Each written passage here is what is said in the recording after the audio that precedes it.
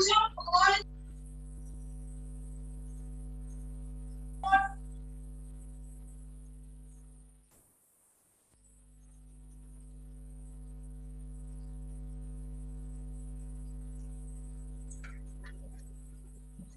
morning, everyone. Good morning to all the resource persons, all the participants of post-college, all the participants of different colleges. Welcome to a 3-day online training program, English and Soft Skills for Career Development. On behalf of Lendi Institute of Engineering and Technology, we cordially invite everyone to this training session. We welcome the resource persons, the various versatile personalities, a galaxy of participants in today's program. We welcome once again on behalf of our beloved Hari sir, Lendi management, the teaching fraternity, and the students. Well, once again, welcome everybody to this online training program for the development of youth, especially focusing on communication skills and soft skills, which are the primary need for the present day. And good morning, Vijay Bhaskar sir. We can see Vijay Bhaskar sir here, a very present morning, sir. And we can see different resource persons and students here on the screen today. We are really happy and we are really honored. And even we can see Dr. Rambabu Vatsa sir here on this platform. Thank you so much to all the resource persons who accepted our invitation and who are present here in today's session. Before I start this session, I'm Mahalakshmi Viyapu, an assistant professor of English, Lendi Institute of Engineering and Technology. Before I start this session, I would like to thank our beloved Hari sir for giving this opportunity for everybody on this beautiful platform to learn different things, different aspects, which are the present need, the need of the hour, especially communication skills and the soft skills for both the students and also the trainers who are training the youth. Thank you so much, Hari sir. And also, I would like to thank our principal sir, the management of Lendi and Rajiv Gandhi National Institute for Youth Development for giving such an important and such a beautiful platform for training the students as well as the trainers to learn whatever the skills that are needed for the global world today. And before I started, I just want to tell you all about what actually this project is about, why this project has been into the fold of Lendi's Language Lab. This Lendi's Language Lab always aims at two important things. One is collaboration, compete and communicate. And with this vision, we always aim we always aim for the development of the students for meeting the needs of the global world today. And with this motive, with this enthusiasm, we have taken up an important proposal which is offered by Rajiv Gandhi National Institute for Youth Development for training the youth and for training the trainers who are training the youth. And with this project, we have written this project especially focusing on the aim for the development of youth and especially the soft skills, the personality traits, and also about the communication skills, both verbal and non-verbal communication skills, which are very, very important in the present world. So with this motive, we have written a proposal to Rajiv Gandhi National Institute for Youth Development, like how we are training the students, what are the activities that we are planning,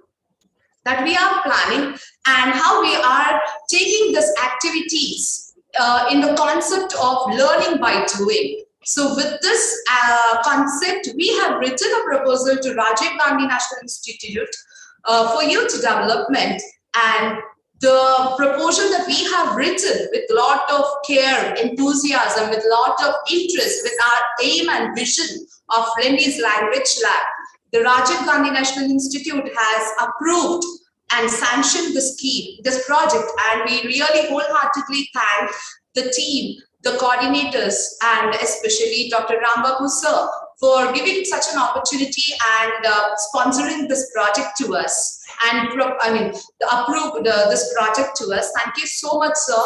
And with this project, we are aiming to train the youth, especially the trainers also, those who are showing a lot of interest towards the development of communication skills and the soft skills. So with this is our motto and this is our vision that we have, put it in the fold of our hands under the Lendi's Language Lab. And we have tried our best to give out the project and to meet the aim and the vision of the project. Now, this is the background of the project that we have applied for, and that is and how we have granted and how we got the project into the fold of Lendi's Language Lab. Now, I want to take up the session with the opening remarks of Dr. Rambabu sir, who is an assistant professor of social work, and also he is the main personality who has been giving his hand in support of this project to make this project completely successful and more fruitful too. So, Dr. Rambabu sir, good morning. Can we see you once, sir?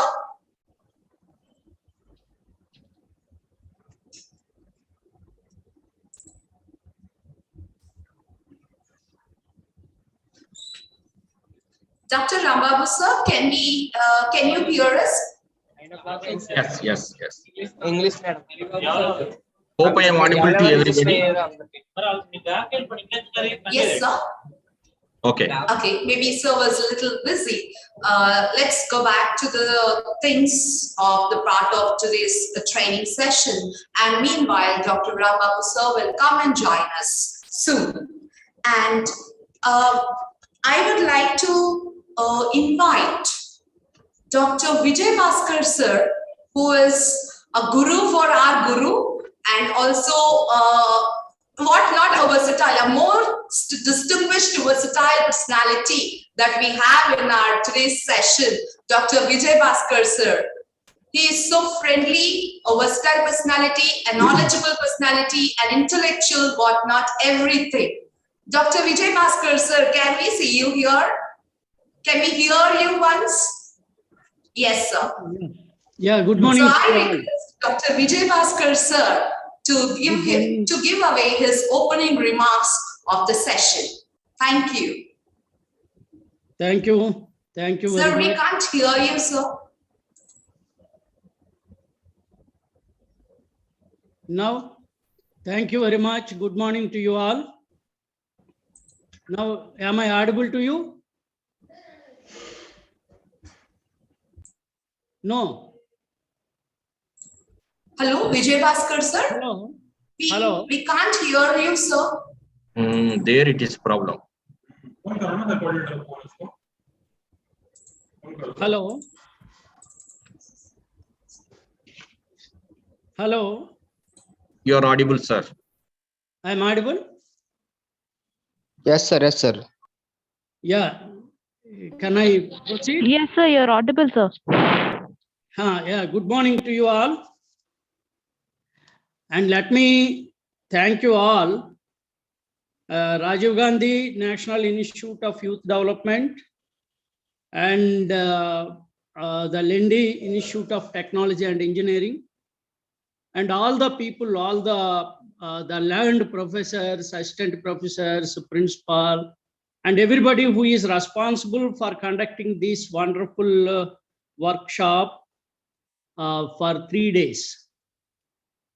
To emphasize the importance of English language for the overall development of the youth and the development of soft skills. It is very much indispensable to acquire skills in a language, particularly in a language like English. Why English is very, very important to present day? It is because we all know that it is a global language and the English race has ruled all over the world.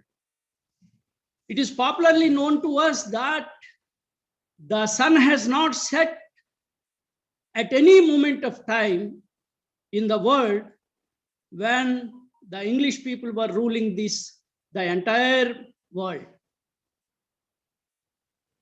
Though the mastery or the proficiency in mother language of an individual is very, very important, because a person learns language not when he comes into the world, when he was in the mother's womb, when even before he is coming into the world, a person acquires skills about the communication with the rest of the world.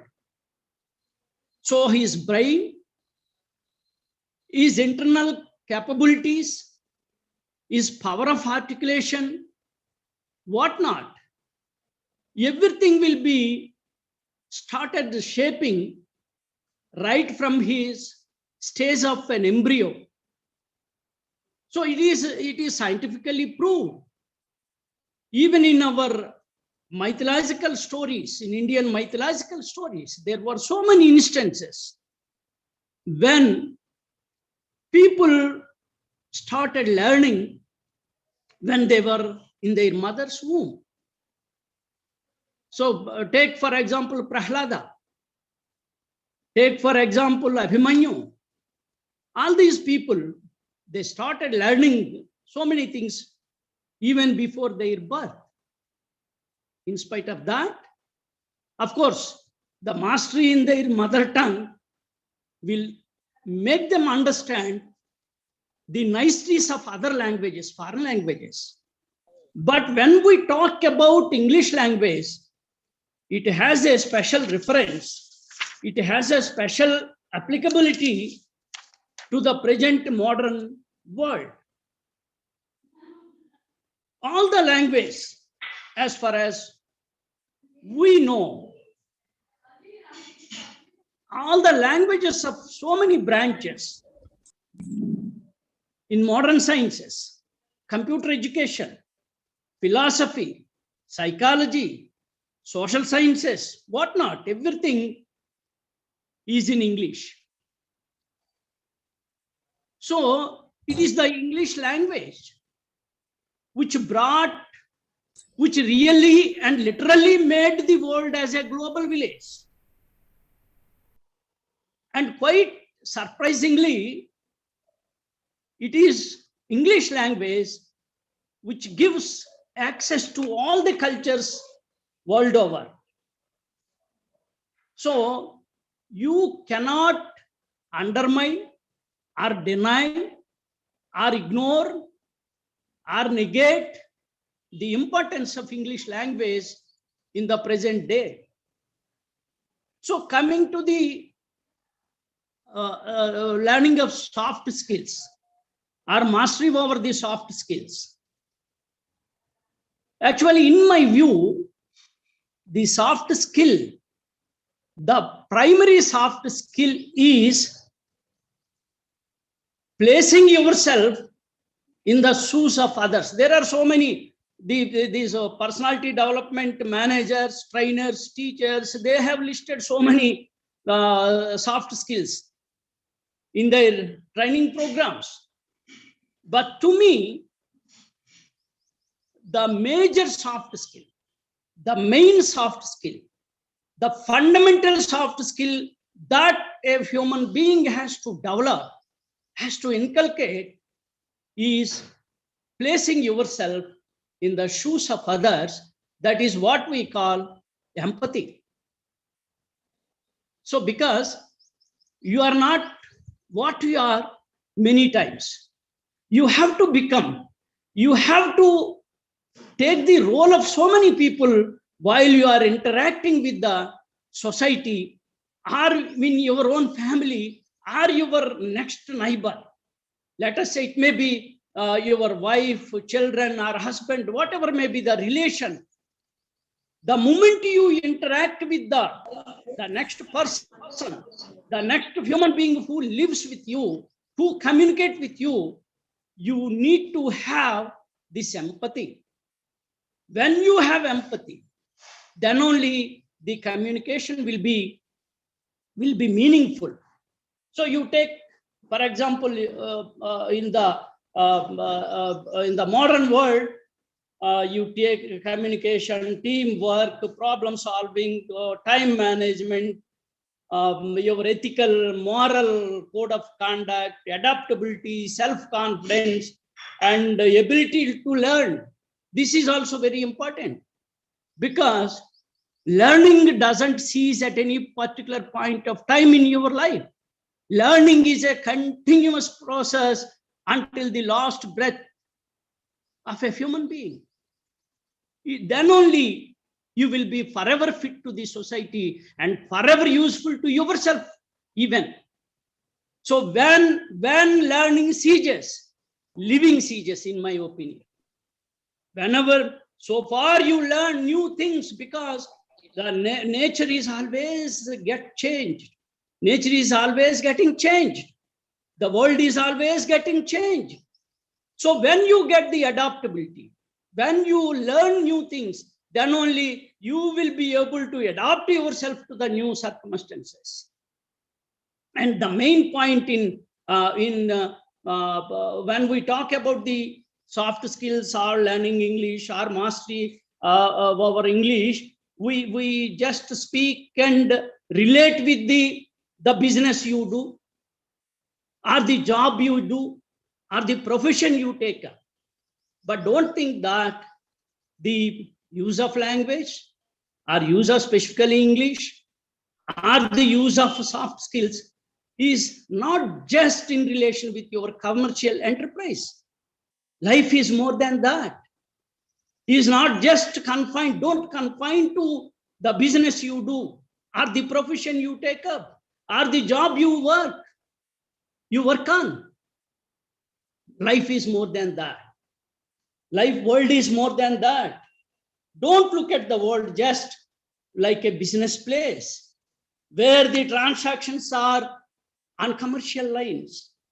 Most of the times, I feel that the transactions will be on cultural lines, on emotional lines, on philosophical lines, on psychological lines, spiritual lines too, which are more important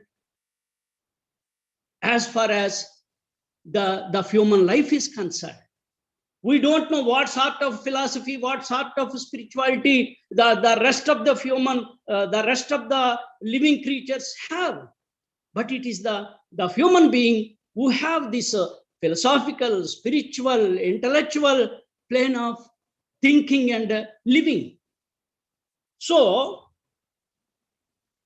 the philosophical, your soft skills or language, learning of English or mastering of English is helpful in understanding the world, the society on philosophical and spiritual basis. You see, the experiments are the quest on the human existence, how man was born, why man was born, and what is the purpose of this life? Where do we go after our death? From where we come onto this world, onto this beautiful planet of Earth? These are the questions that permanently haunt the human intelligence, the human inquest. So there are so many aspects. Of course, the livelihood, acquiring a job, getting a business, or doing your day-to-day life is much more important for more than all these things, because as when you exist, all other things exist. If you don't exist, all other things will not exist. So where everything is related with your existence, so these things are the livelihood, getting a livelihood, a respectable profession, is very, very important. I don't deny this fact. But above, more than these things, more than this livelihood, or in addition to these, there are so many other things which I request you all to ponder upon. And I really congratulate Team English in Lendi College, headed by our very lovable nature, character, Dr. Haribabu Garu, and the entire team and principal sir, and also that Rajiv Gandhi International this Institute of Youth Development. So I wish all the participants a successful 3-day seminar, whatever you call seminar or workshop, whatever it may be. So I wish you all, and I thank you all once again from my bottom of my heart for giving me this opportunity. Thank you. Thank you, sir. Thank you so much, sir. You have enlightened us, communication skills and soft skills are not only part of academics or to get a job. How much important role it is playing in a life. You have enlightened each and every one of us. Thank you so much, Vijay Bhaskar, sir. Thank you. Thank you very much. Thank you, sir. Now, once again, I welcome Dr. Rambabu Botsa, sir, to this 3-day online session, and our beloved principal, sir, Dr. V.V. Ramareddy, sir, to the session. Yeah. I take the privilege of introducing Dr. Rambabu Botsa, who is an assistant professor of social work, RGNYID National Institute for Youth Development. Dr. Rambabu Botsa, he did his MPhil and PhD from IGNO, and he received many awards and rewards for his hard work and his service that he has done for his in the social work. And also he is a recipient of the Young Achiever Award. And we are very, very happy and honored to have you here, sir. Now I request Dr. Rambabu Botsa, sir, to give away the opening remarks. Thank you, sir. Thank you. Thank you very much, Srimati Mahalakshmi ji, for the kind introduction. And first of all, I would like to congratulate the Lendi College, Vijayanagaram, for hosting our 3-day training program on English and soft skills for career development. My greetings to every one of you, particularly to Dr. V.V. Ramareddy Garu, Dr. Vijay Bhaskar, Professor V. Vishwanathan, and the keynote speaker of the day, Professor Puna Ramji, the former Vice Chancellor of Dr. B.R. Ambedkar University. I congratulate Dr. Haribabu Garu and his team for hosting this program. It is our privilege to collaborate with the Lendi College to have this very important program that is for 3 days. We have mentioned here the 3-day online training program on English and soft skills for career development. This is something very, very important topic that you have chosen. And I remember the 11 priority areas of National Youth Policy 2014 that we have in place, and in which we have 11 priority areas. So with connecting with the first objective, which talks about to create a productive workforce that can make a sustainable contribution to India's economic development. One among these priority areas highlights about employment and skill development. And our Vijay Bhaskar sir has rightly mentioned about the role of English and soft skills for one's career development in their professional and personal journey. So I really appreciate each and every one of you to organize this program. And also in 2021, we have concentrated on Yuva Shakti, which talks about unlocking the potential of youth to achieve India. So today, the Lendi College has taken up this important program for training the youth of our country. Therefore, we really appreciate and congratulate each and every one of you for hosting this program. And thank you very much for the opportunity to join in this meet and give a kind of a brief address to each and every one of you. And I also appreciate all the participants from various parts of the Andhra Pradesh, if not India, and hope that the 3 days program will enhance your skill sets and also imbibe the soft skills and English skills that is required for your career development. And I thank Dr. Haribabu Garu for inviting renowned speakers for this 3 days program. And we know that about Professor V. Vishwanathan, retired professor from Osmania University, and also some other renowned people to speak on various topics related to English and soft skills. With these few words, I thank each and every one of you for giving me this opportunity and speak to you. So I will be happy to connect with some of the sessions and also take part in the valedictory of the program to know the feedback from the participants. Thank you, one and all. Thank you so much, sir. It's very great pleasure to have you.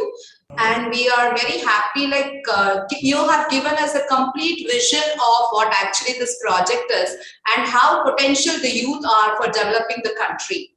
Thank you, sir. Thank you. Thank you, one and all. Thank you. With your permission, may I take leave? Sir, give us just a couple of minutes. Even our principal sir would also like to interact with you. I will be there. And thank you. Thank you. Just give us just 2 minutes. It is not just that we have given an opportunity to you, but we feel that you are training the youth of our country in the mandate of our institute. All of you know that the Rajiv Gandhi National Institute of Youth Development is only the institute at national level working for the youth development by focusing on various issues and concerns. So in this journey, in connecting with the mandate of National Youth Policy and RGNYID, you join hands with us and you are helping us. That is what I can say on behalf of our institute, which is an institute of national importance established by an act of parliament in 2012. And before that also, we had a long journey from 1993 onwards in Sri Perumbudur. Thank you, sir. Over to you.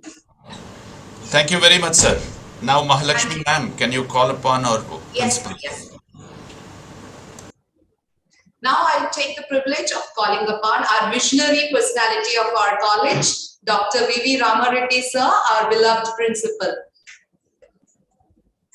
Thank you, Madam, Mahalakshmi Madam, and thank you, Haribabu Garu, for giving me the opportunity to speak few words.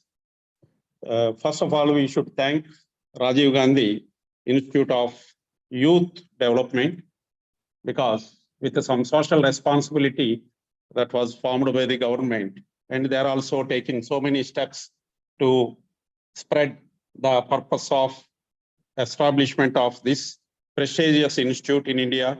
I should thank Boccha Rambabu Garu for his valuable few words which was delivered during the inauguration. And first of all, I should congratulate our English team, and regularly just you are conducting various activities like this.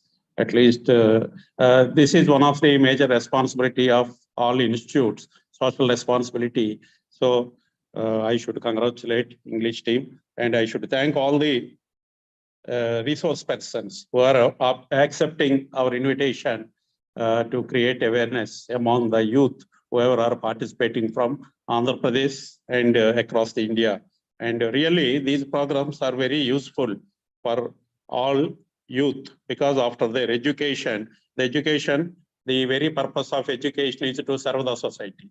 Then how to give their education value to the society, that they can learn from these type of workshops and other development programs. Really, it's very great initiative, Haribabu Garu, and thank you very much. I don't want to take much time, because the resource persons are waiting, and their knowledge sharing is more important. So thank you, Haribabu Garu.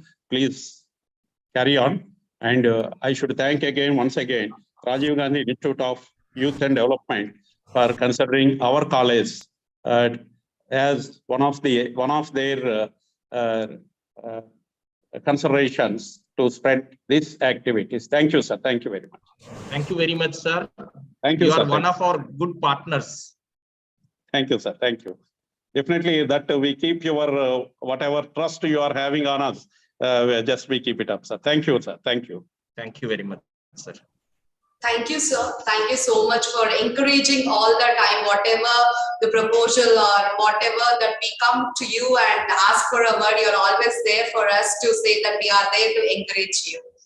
Thank you, Principal, sir.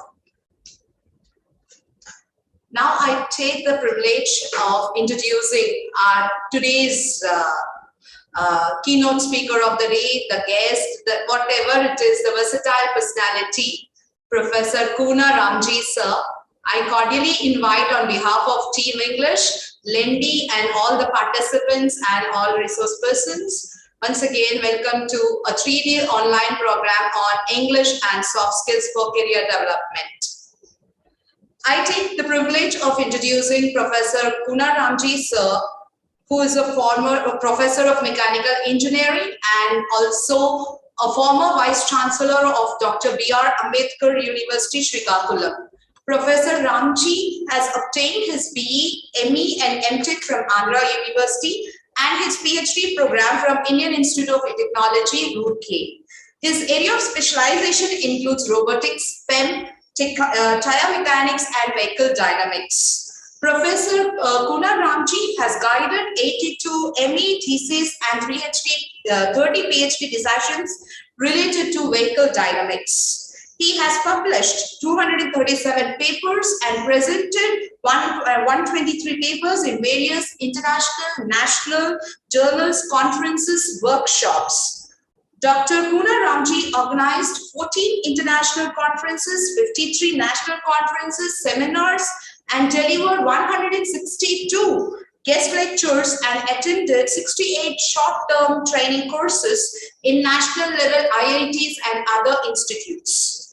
In his credit, he is a rank holder in BE and a gold medalist in ME, and also received Brij Mohanlal Memorial Gold Medal Prize for his best research work. Professor Kuna Ramji is the recipient of the Best Teacher Award, the Best Engineer Award for the year from the Government of India 2010. He also received Dr. Sarvepalli Radhakrishnan Award and the Best Researcher Award from Governor of Andhra Pradesh.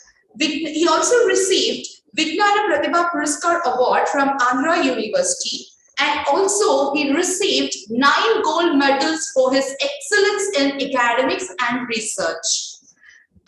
We are really honored to have you here, Ramji sir, and I request Professor Kuna Ramji sir to take away the session and address the gathering. Thank you very much for your introduction. Good morning. First of all, I want to say, is it audible? Ramji Garu, welcome, sir. Ramareddy Garu, good morning. Welcome, Andy. Very happy to see you, sir. Welcome. We are always happy. Thank you for accepting our invitation. Okay, sir. I am also present. Please, sir, carry on. Thank you, sir. Thank you. Once again, welcome to the Lendi, entire Lendi family, right from the principal, my close friend Ramareddy Garu, and another my good friend Haribabu Garu, Professor Haribabu Garu, the vice principal of Lendi. Is it audible? Yes, sir. Pretty much audible, sir. It is quite audible. And other family members of Lendi and participants from the different institutions for organizing such a wonderful 3-day online training program sponsored by Rajiv Gandhi National Institute for Youth Development on English and soft skills for career development. So this is the case where most of the institutions are saying we are providing these skills in the curriculum, or we are creating in the college, but the utilization part is what in my opinion, this is my opinion, the utilization part is not that much as compared with the Lendi. That's what I visited so many institutions. The Lendi is doing good in this particular part. They are giving practical sessions. They have good expertise. The entire team of, we have to thank Haribabu Garu for his team. The teamwork is very, very important. It has to transform to the lower level. See, that's what the Lendi is doing. That's why they are eligible to train the others also. So once again, I'm congratulating the Lendi, especially the core team of this English department, doing such a wonderful initiatives to train the youth of this particular country, because as you know, the demographic dividend is one of the advantages for our country. Even the automation is coming, industry 4.0, or even you take education 4.0, the lot of automation is there, jobs are reducing, but the entire global village looking India, because we are very good in that particular part, hard work nature and skills. We have a lot of skills, but at the same time, whether the rate of coming student and the skill is map thing or not, that is the big question mark. So that's why I want to once again thank to organize such a wonderful workshop to this particular career development program, especially communication and the soft skills part. Now with this introduction, today my main topic is the role of youth towards this execution of the National Education Policy 2020. See, this is what I want to touch. Haribabu garu, can I take half an hour? Yes, sir. Okay, can I share my slides? It is allowed? Yes, sir. Sure, sir. It is not allowing, madam. You have to accept, you have to give permission. Yes, sir. 1 minute, sir. Here.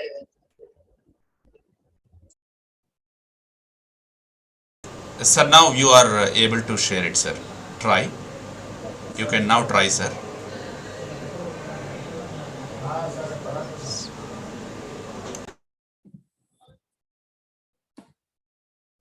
Is it visible to you? Yes, sir. It's visible. Okay. Okay. See, once again, I am from already introduced. I am proud to say that I am from Andhra University. That is where I brought up after my higher education, completion of higher education. See, today I will welcome to all for this particular the 3-day training program, English and soft skills for career development. So today I will touch upon the role of youth in implementation of national education policy. But I think most of you know about, but what are the key features? Let us talk about around 10 to 15 minutes. Then what to be done as a role. See, this is what I mentioned, the teamwork. This is already doing by the Lendi English department team. See, that is very, very important. The single man show is not at all good, not at all advisable also. For such a modern, the global development, how fast it is taking place, the teamwork is very, very important. If there is no proper teamwork, then the situations are like this. But the future is always the creative minds, innovation, incubation, startups, commercialization of products, patents, copyrights, etc. This is the era where we have to encourage the students by decreasing the content of the syllabus, the core as well as the other skills. Because the industry is looking, whatever we are teaching in the class, weightage is 50%, the remaining 50% is what about your skill set, especially these career development skills, soft skills, or English speaking skills, communication skills. These are what we are calling as the 21st century skills. So that's why towards this innovation, if I will give a small examples, if you can see the branch of tree. As an engineer, can we make any system like that? Even a human being, if you can see the nerves also, something like this. The nature is giving a lot of things, but as an engineer, can we do like this? This is one example I can quote. Then these are the shells, which is having a high strength. Even if you want to break it, it is very difficult. Can we make such a material? We are talking about advanced materials, smart material, nanomaterials, and shape member alloys, functional graded materials. Like that, so many materials we are talking. Can we make this type of material? Or you can compare with the ship and submarine. Submarine or a ship, can we compare with, can we make like a maneuverable type of fish, shark fish or any fish? Can we provide such type of maneuverability? Or a batteries? Now anybody can supply a smartphone. I can use without charging my cell phone 1 week, 1 month, or 15 days. A lot of customers are there. So these all are the challenges we have to inculcate to the students. So that is what towards innovation, incubation, invention, new things, new to be done. For the jobs only, such personalities, such persons only, those who are doing good in this particular direction. Or you can talk about aircrafts or satellites. You can compare with the bird. Bird may not be carrying a load, but these are the machines which are carrying loads. But the thing is, the bird is not required a runway, but all these gadgets require a runway, horizontal runways, satellites, vertical runways. But how can we avoid that? Can we make like a bird? See, these are some of the challenges for us. If you can see the simple example, the thirsty crow, how it is done checking and conducted experiments, then analysis, finally got the success in that particular. This is the where we are studying in primary or secondary level education. See, can we do something in that particular direction? See, in that particular direction, this national education policy has given a lot of good platforms or foundations. That is what we are calling as the one nation, one education policy. That is what is the new education, that is indirectly incorporated education 4.0. This is the committee constituted. If you see the development of this national evaluation of national education policy after independence, it started in the year 1948-49, university education, then secondary education in around 52-53. Then commission started, Kothari Commission. They given a policy in 68. See, now like that, there are the developments. Then recent national education policy, what that is the Dr. Kastur Rangan committee report has given. This is the committee under chairmanship of Kastur Rangan from different parts of different fields. Stakeholders are involved in this particular committee. And they're given a draft and draft release for feedback from all the stakeholders. They got the feedback. Then they finally released the national education policy in the year 2020. But earlier education policies, if you see that the present education policy, once they released the policy, earlier a lot of criticisms are there. But this is the policy we can say there are criticism, but the percentage of criticisms are very, very less. So that's why we have to appreciate that this policy universally accepted by most of the stakeholders in the country. More higher education institution will use even nowadays. I hope all of you have seen mother tongue. Some of the colleges started engineering courses also, even in Andhra Pradesh and throughout India. In bilingual language, you can learn English as well as other languages to increase access and there is gross enrollment ratio. That is the main, and also to encourage, strengthen usage vibrancy of our Indian culture and languages. You know, the Nalanda, Takshila, and these are the institutions where they don't have buildings and they don't have what we are doing nowadays. We are using these online tools, infrastructure, but they have given wonders to our country. Those are now they are phased out.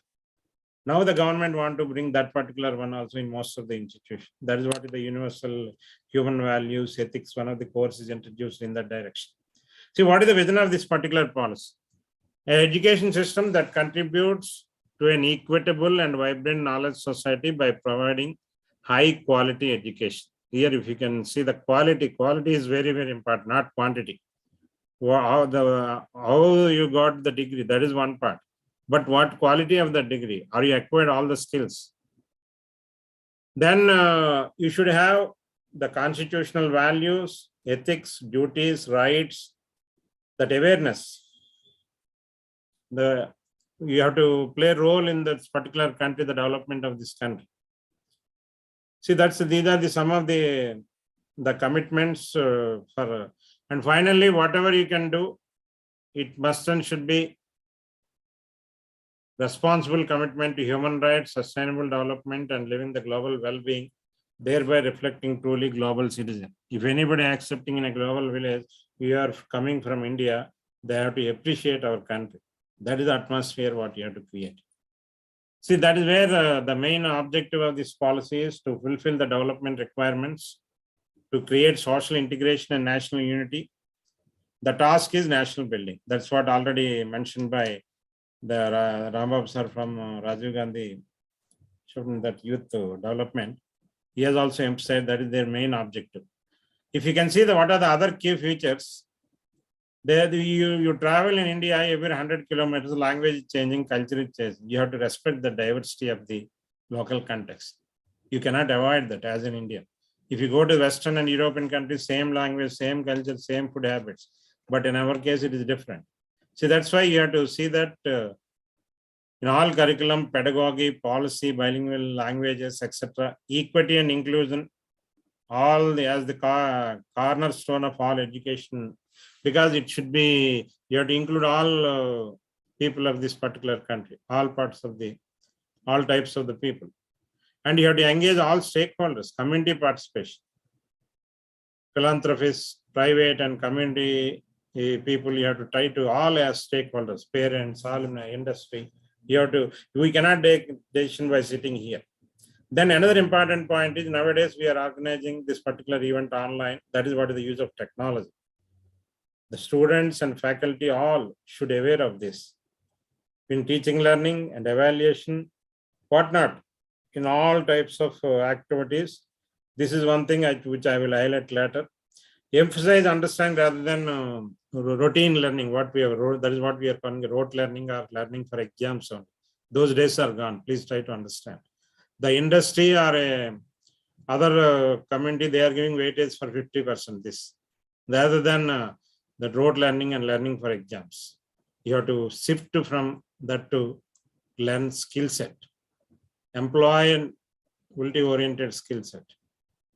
Even if the market demand is changing, what is the sustainable of your degree? That is where the unique capabilities that we have to encourage the student towards critical thinking, creative minds for decision making. And we have to review the process, continuous review to be done. What are the emerging norms in this particular, which I already mentioned? The COVID is given a lesson to us, COVID-19, and at the same time, national education policy is given a roadmap. That's why these digital transformation in higher education, that is the right time. By keeping these two into mind, online learning landscape, there are a lot of structural changes in education system. That is open distance learning, and so many ways the people are attracting the customers. The student is a customer to us. If there is no student, then there is no institution, there is no faculty. See, that is where we have to see how to attract the student. Then the national education policy, the main foundation of 4 pillars are, that's why I have given initially this policy with pillars. See, that's what, if we can talk about what are the 4 pillars are: access, equity, quality, and affordability. It should be access to every part of every citizen of the India as per the constitution. Equity, it should not be a commercialized education. Affordability, that's what the two, and quality. The degree should be a qualitative degree. See, then accountability, responsibility is the biggest gift to the student. So with now the present education system, we are following outcome-based education system. That is a student-centric policy. Earlier education policy, those national education policies are faculty-centric approaches. But now it is shifted to student-centric policies. So this is what I mentioned previously, use of technology in the planning, education planning, while taking a decisions, regulations. That is what we are talking about: administration and management, teaching, learning, and evaluation or assessment. Even disadvantaged groups, the physically challenged person, or Divyangi-friendly education softwares are developed. E-content is developed by Swayam, MOOCs, etc. Here I want to emphasize one thing: virtual labs and e-content. The government of India started Swayam and so many the platforms, national digital libraries, of e-content. But users are mostly Western and European and other part of Asian countries. If you see the number of hits from India, very, very less compared with the others. Now the demand is, because after COVID, the demand is little bit increased, but most of the customers are from outside the country. These are the developed from Indian resources, but users are outside, but Indian users are very, very less. So that is where we have to rethink about that. National Education Technology Forum, they want to start under National Education Policy, new education policy. Digital schools to be equipped with the digital tools. They have to give training programs like today, what Haribabu team and conducting to teachers and students. See, these are some of the other things. MHRD, now we are calling, converted, renamed as Ministry of Education. Already it is done towards that particular to reach that roadmap. Then phasing out the affiliated system. I hope you know the Lendi College is affiliated to JNTU Kakinada. Now shortly it is JNTU Gurujada Vijayanagar. But this type of affiliation system they want to phase out in 15 years. They want to start autonomous colleges, more autonomous colleges. All higher education institutes except like legal and medical colleges will be keep it as a single regulating body. The main objective is to develop holistic development of even in Western countries, even medical colleges also they are keeping along with in parallel with even engineering education. The holistic development towards multidisciplinary, transdisciplinary, interdisciplinary education to create. The common norms for whether you are a public or a private institution, they don't want to separate in these two streams of national, because if you can see 80 to 90% institutions are in private sector, only 10 to 50% are in government. So that's why the government want to treat both are in the same way. See, then academic, administrative, financial autonomy, they want to give it to the colleges, those who are doing good. And accreditation, they are keeping as a mandate. Those who are the colleges accreditation is there, like first priority NAC, then NBA program-wise accreditation. NAC is the institutional accreditation. If these two accreditations, who are the colleges are having good accreditations, they will get more funds, more fruits from the government of India. That is what is one of the policy they made it as a mandatory. See, then other important the related to access, universal access is the main important, because we want to increase the GER, bring back dropout students. That is one of the important thing. And alternative center, they want to, because most of the rural part of India, still some of the villages are not access to these institutions like primary education. That's why they want to start alternative and innovative education centers, paid tutoring, all categories of important persons, business personnel presentations through TV channels, build schools. An important point is learning outcomes. Focus will be on achieving desired learning outcomes at all levels. See, then the MPhil degree that they want to phase out. There is a fee fixation committee. Common entrance exams, I hope already you have seen NEET and IITJ, etc. they are conducting. And multidisciplinary education research like university, that is, they would want to start MERUs to be set up like IITs, IIMs and central universities. 10+2 structure to be replaced with 5+3+3+4 curriculum structure. Vocational education to be integrated from class 6th onwards. Sanskrit to be offered in school and higher education. I already mentioned HRD ministry. Regarding schools, they want to introduce multi-streams, 2 levels of proficiency and multilingual, that is different 3-language policy to continue with preference for local language medium of instruction till class 8. Then for colleges, the important point is 4-year multidisciplinary bachelor degree. Then no affiliation also, free cap proposal for that is what the to collect more fee charged by private institutions. There is a capping is there. And top rated global universities to be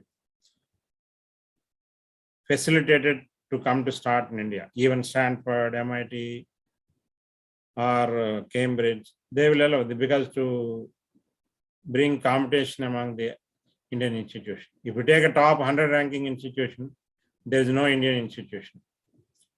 So this is what some of the academic bank of credits to transfer the credits are allowed, multi-entry, multi-exit. Suppose you got the admission in Lendi, then you can shift in another one semester in JNTU, Gurujada Vijayanagar, or in next semester you can study in any IIT. But now may not be all students. The students, those who are doing good, they can get some of these fruits. See, these are some of the remaining part which I already mentioned, some of the part. The gross enrollment ratio, that is what is the universalization of education. And we want to attract even foreigners also. We want to increase 100% GER in school education by 2030. Whereas in higher education, GER should to be raised 50% by 2035. That's why 3.5 crore seats to be added in higher education institution. They want to increase further to bring 2 crore out of school children back into the mainstream. These are some of the things. As far as our higher education is concerned, a new forward-looking vision of the India's higher education system towards restructuring and consolidation. That is what is the meaning of that? The collaboration, networking, and more MOUs towards more liberal education. We have to encourage and create good learning environment, support students with different tools. Energized, engaged, and capable faculty. We have to conduct frequently like these faculty development programs in all levels of education, and leadership training programs also to be organized. Some of these bodies points already I mentioned, but regulatory bodies are there at each and every level in all types of educations. And PPP mode, public-private partnership also the government want to encourage. Then the important point is the holistic and multidisciplinary education. So the integration of, there is no question of arts college, science college, or law college, or medical college, or pharmacy college. They want to start for multidisciplinary, encourage multidisciplinary. And they want to make flexible and innovative curriculum. It is already started. Minors, major, student in mechanical can take 2 degrees by doing 120 credits in mechanical, 40 credits in computer science or electronics. That type of flexibilities are coming. And technology enhanced learning like flipped classrooms, smart classrooms, learner-centric approach at any time. Wherever you are free, you can refer the materials, lecture notes, and assignments, etc. That's what we are calling as enhanced learning experience through curriculum revamping, outcome-based education. And we are providing in the curriculum to more weightage for critical thinking, creativity, human qualities instead of exams. What are the cognitive levels of the students by using Bloom's taxonomy? Holistic development of individual through integrated and flexible approach. High quality research through National Research Foundation. See, these are some of the other 50% gross and I already mentioned. Holistic and multidisciplinary education like UG program 3 or 4 years, PG 1 or 2 years, integrated 5 years, bachelor's, master's, credit transfer, I already mentioned, academic bank of credits. Merus, like some of the institutions, they want to start model multidisciplinary education research institution. And online self-disclosure based transparent system of approval place. Common norms, which I already mentioned. The important point is public investment in education tech to reach 60%, 6% of GDP at the earliest. This is what is one of the government commitment.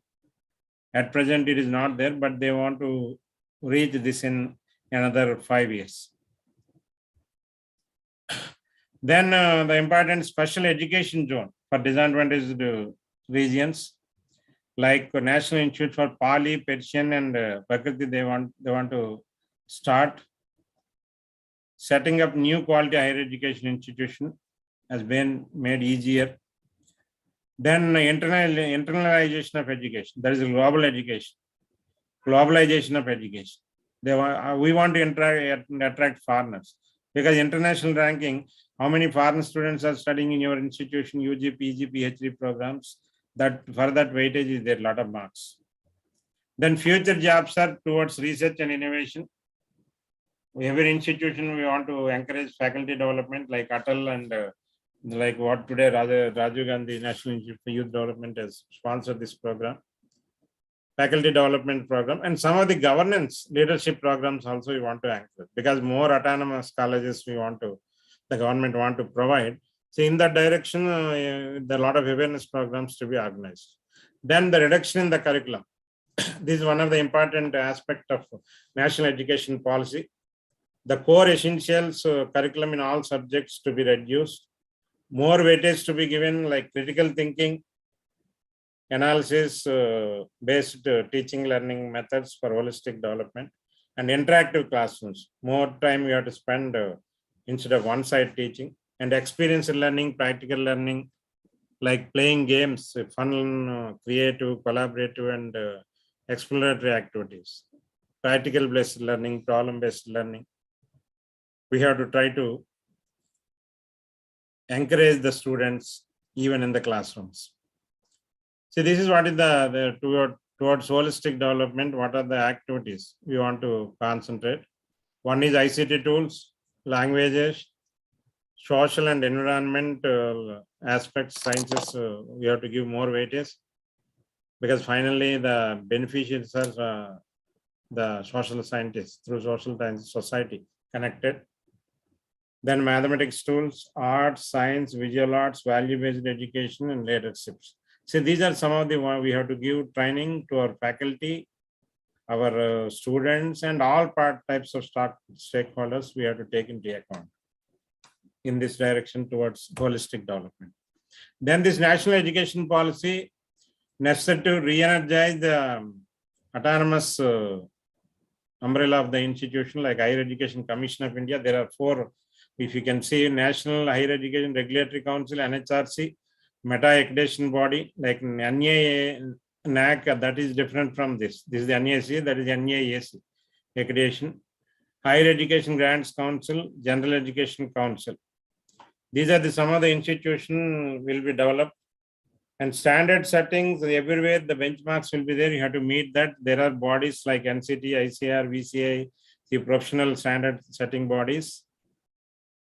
No regulatory role, only based on your institution development plans. What is your responsibility, accountability? Based on that, they will give the top priority. These are some of the institutions. Mero I already mentioned. They want to bring, like, again, Takshila, Nalanda, Vallabha, and Vikramasila. Some of these ancient multidisciplinary universities, now the government. See, after 100 years, again, we are thinking about those institutions.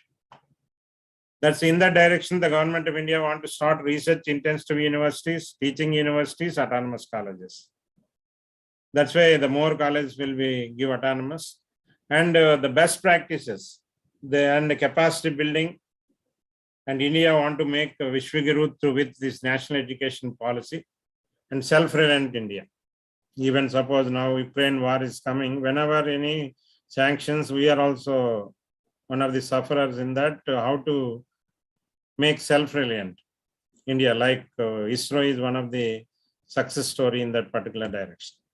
Now let us talk about the another 5 to 10 minutes about the today. What is your role as a youth role of this particular 21st century skills? See, this is why the particular training program is organizing towards this direction. What are the skills one has to encourage, one has to acquire? As for the institution, it has to encourage. As for the stakeholder is concerned, you have to acquire these skills in addition to your curriculum. Some part of this may be included in the curriculum, But even if it is not there in your tenure of whether it's a 4 years degree or a 2 years degree, during that particular program, you have to acquire some of these skills like 21st century skills, critical thinking, creative thinking, problem solving skills, communicating skills, collaborating, building capacity building, information literacy, media literacy, technology literacy, financial literacy. What is the financial position of India and the other country? You have to, even if it is there in the subject or even not there, you have to acquire some of these skills. Then inquiry process, like you have to question, interactive way of the teaching learning process to be done. These are some of the skills: questioning skills, planning, researching, creating, improving, presenting skills. Then projects, project-based learning. To take a project in your college or near surrounding your college, you can go to village, take some small problem, give a solution. See, that is where some of those skills, the people, when I'm in at Ambedkar University, every Saturday students and faculty has to go to the villages. On that day, there is no class work. Then they have to come and submit a report and give a presentation on that. If they are capable, they can publish in any one article in any YouTube or anywhere. Whatever they are studying in the class, they try to transform. That is finally the society to be benefited. So these are some of the about the across the curriculum.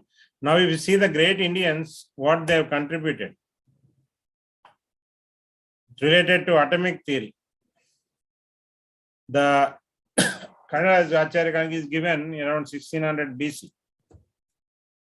Shushrant, there is a surgery in the year in the BC only.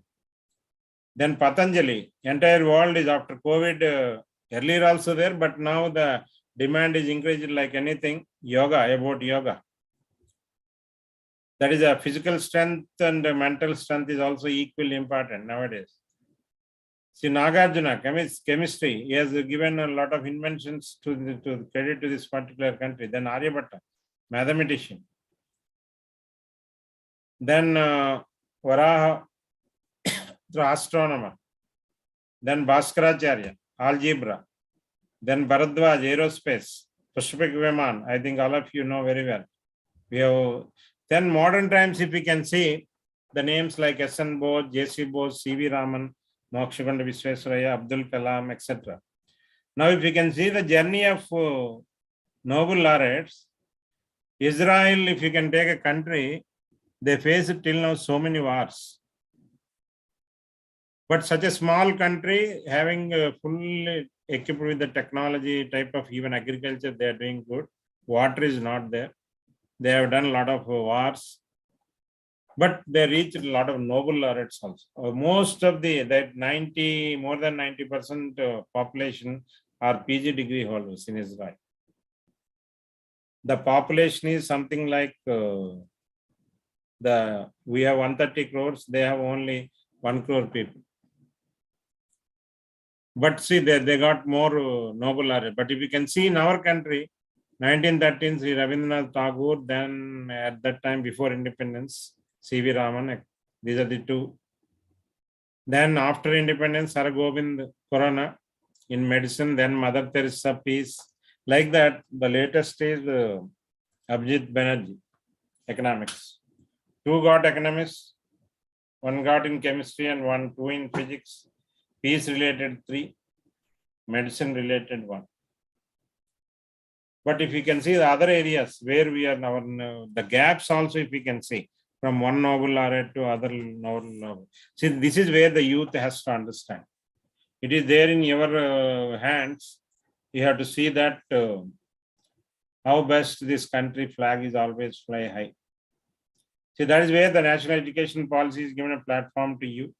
You can do wonders to achieve some of this. Then research culture. This is one of the important aspects. If you are a UG student, PG student or PhD student, in abroad especially, research is the base how the university college education works. It is the intellectual life or blood of the institution. That means if you are doing very good research, the world will recognize your institution as an individual, as a department. It is a fundamental also through research you can get some of the skills. It will give a fundamental support for teaching. Finally, it is a basis of our support for community. See, that's where the research is formalized, the curiosity, it will give a creativity. It includes for more than some type of logic it will give. But research requires imagination, initiatives, intuition, and curiosity to do something. There are different types of creative character, different situations like applied research, theoretical research, or nowadays we are doing modeling, simulation, etc. See, for the fostering creativity, what are the things we have to develop the knowledge? One is exchanging ideas, applied deducible logic, looking at things alternative ways, how the things can be done, some innovative way. If there any assumption is there, how can we challenge? Can we modify that assumption to improve the function of the system? You can do questioning and challenging that particular assumption. Search for patterns or relationship, take risks. It may success or it may failure. Sometimes we can take risk. And involve even a lot of uncertainties in the problem. Allow the students' curiosity to go, set problems aside, come back to them, write down your thought frequently. I don't know what I think until I write it. Freedom from distraction. Then creativity may provide the difference between the satisfactory and outstanding research. So that's why what I want to say is research is one of the thing one has to concentrate toward. It will leads to the innovation. Generation of new ideas, something to be done new, positive change will be taking place, and that is the base for any. You can get anything. You can get a placement, or you can get a patent, or you can commercialize your product. See, this is what the innovation pedagogy means: experiential learning, integrated pedagogy with ICT enabled tools, peer tutoring, and integration of technology, etc. See, every individual institution has to do what is your SWOT or a SWOT, strength, weakness, opportunities, and threats or challenges. Identify weaknesses, try to convert weakness into strengths. Gaps in the knowledge in the subject like analytical areas or statistics, language materials, if any gap is there, how to build that gap, can we conduct some big courses or can we incorporate in the curriculum, prepare action plan, then short-term goals, long-term goals, prepare a strategic plan. And these are in that you have to include performance factors, what is the efficiency, effectiveness, utilization, what are the strengths, the scalability, and etc. And what is the repeatability, reliability, and recovery time, and some of the quality aspect like Six Sigma and anything we have to, and what are the best practices by conducting like today 3-day online programs or learning language, because your English department is one of the best practice we can say for the Lendi College. They are doing a lot of best practices. See, that is where we can showcase regularly. I have quoted some of this. This will be given to you. Please go through. Then what is the 21st century skills? I want to elaborate. This is the last another 5 minutes. I will try to close my talk. In addition to fundamental knowledge, like core content, digital ICT enabled skills, cross-disciplinary skills, we have to study about meta knowledge. What are your creative skills, innovation skills, problem-based learning, critical thinking, practical learning, and experiential learning, communication and collaboration networking. So this is one part we have to concentrate. 1/3 is your fundamental knowledge, you can say. Earlier I mentioned 50%, but as per national education policy, if you see, the 1/3 to be concentrated, your core part, 1/3 to be the skills which just now I mentioned, and remaining 1/3 is human knowledge. You have to test it.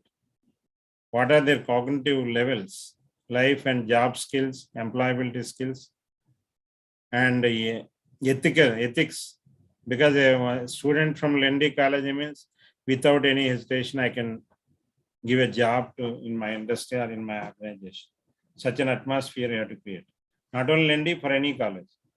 You have to create ethical and emotional awareness, cultural competences, etc.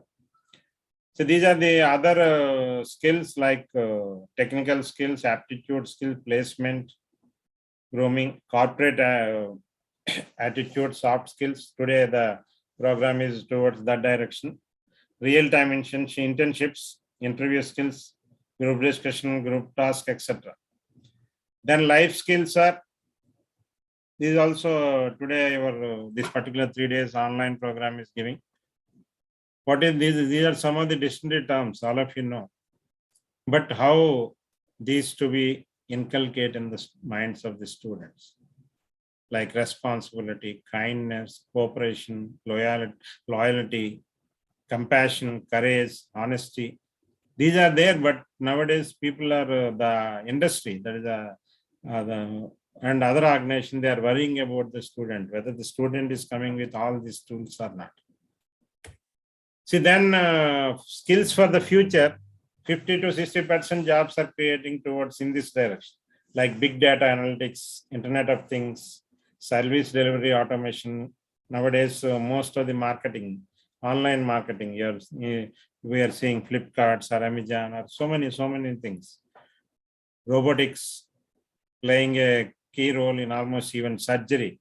We are using robots. Artificial intelligence, machine learning, and cloud computing, and the visual, audio visual systems. Important qualifications. What are the skills for the future? Knowledge about ICT, technology, and able to work with data with understanding visual data output, making decisions, and with the statistical data take the decisions. Then personal skills. See, these are some of the skills we have to, which are the skills to be more focused and which are the skills to be less focused. See, that is also we have to take care. Then another important point is upskilling, reskilling, and continuous learning, mindset change. These are some of the things we have to, as a student, we have to play a role towards this national education policy. See, then these are the ways you can see the 5 branches. One is what we can call as your curriculum is one part. The remaining 50, or you can say the 50% is, why I'm saying 50% is, earlier if you can see, this particular one is a little bit parallel processing. These are connected with in the curriculum only, you have to connect it. See, that is the reason why the 50-50 I'm calling. If you take the 50-50, 150% your curriculum, the remaining 50%, these are some of the skills. Creativity, leadership skills, collaboration with other institutions, and cognitive, like Bloom's taxonomy, problem solving, lateral thinking, critical thinking. Emotional intelligence, like empathy, adaptability, self-awareness, resilience. Then social civic engagement. What type of community service programs? College is social responsibility programs, university social responsibility programs, community participation, field visits, how you are helping the society related to the citizenship or health and wellness, environment sustainability, gender harmony and equity. What are the activities we are doing? Especially in Western countries, in higher education, the seats will be given if how much you have done, not based on purely rank. Like what is in our country, we are doing NEET and other ranks. See, then the knowledge about the English, grammar, and other learning styles, because in a global market, you want to do jobs. Then hard skills and soft skills, which are this particular training program will emphasize on this. See, then the main point is finally this 20th century skills looking learning outcomes. What are the student is coming with the standard learning outcomes or not? That is one of the important thing. See, here also some of the things I already mentioned. all branches, which I already mentioned previously. And another important point is 24/7 access to all these tools and resources for everybody. In addition to what I already mentioned the previously. Then this I will skip. Then the career development. This particular course is also touching this particular program. The four things. One is take action and know yourself, explore options, get focused. Because everyone, you have your own strengths, weakness, opportunities, and because that you have to do first. Explore options based on your strengths. You have to plan your future. See, this is where so to know yourself, what are the issues you have to consider, what are your strengths, what are your ambitions, what are your traits, what are your interests, what are the values you have. Like that, we have to plan it and take some action, prepare some action plan. Career planning should be done accordingly. Prepare your action plan, long-term plan and short-term plan. Especially if you are in the campus placement, something like for every student, maybe if IIT 10 jobs, if NIT 7 jobs, if Central University 5 jobs, University 3 jobs, and private college 2 jobs are there for the student, each student, whether you are getting or not, based on this skill set. But once you get out from the campus, you are like a dustbin. Dustbin means for one job, there are 1 lakh applicants are there. At the time of interview, 100 are there. For one job, 100 students are there. See, that is the competition. That's why you have to make proper planning. So the another important last part is the culture and values. Lot of weightage is giving this culture about the traditional culture of this particular cultural awareness of Indian knowledge systems. Promote this traditional arts, Lokavidya to the new generation of the people. Focus on some of these activities. Transform our culture. There is a national testing agency, NTA will work high quality common aptitude to eliminate the need of taking coaching of these exams. They will motivate to conduct some of the programs. Because coaching, why I'm mentioning that particular point is morning 8 to night 8, the business is no extracurricular, co-curricular, other or skill-oriented education. That's why they want to. Finally, the outcomes of the national education policies, universalization of access, ensure equity and inclusion, bring back 2 crores out of school children. We want to reach out some of the goals. That is what the SDG preparing. Foundational literacy and numeracy, that's where to improve quality and achievement through learning outcomes. Focus on 21st century skills in teaching, learning, and assessment. Resource sharing. That is where the proper networking and collaborating. Effective governance. The autonomy to be given at different level, financial autonomy, administrative and academic autonomy. Overcoming this particular language is not a barrier. Nowadays, common standards for public and private school education. Other is universalization, I already mentioned. Attaining foundational learning and numeracy skills through national mission by 2025. 100% GER in preschool to secondary level by 2030. And teachers to be prepared for assessment reforms by 2030. Like this, these are the every child will come out of school with at least one skill set. See, this is what I want to present today on behalf of this particular, the 3-day online program on this particular soft skills and life skills and coming to career planning. See, once again, thank you very much for giving this nice opportunity to interact with these younger minds, because the future is dependent upon you.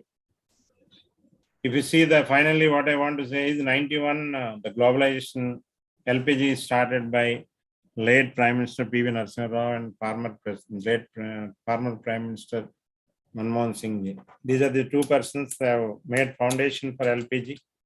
That is the reason why our brothers and sisters are doing in multinational company jobs. But nobody is coming for teaching. 30 years of journey is complete. That's why This country is there in your hands. A lot of youngsters, that is what I starting presentation I mentioned, demographic dividend. And again, at the ending also, I'm mentioning the same point. This country is there in your hand. How best you are moving towards the national development of each individual. See, once again, thank you for entire Lendi family and especially Ramareddy Garu principal and Haribabu Garu for giving this opportunity to interact with more than 100 participants for this particular training program, 3 days online, that is on English and soft skills for career development. Thank you very much for giving this opportunity. Now, any questions are there, we will interact.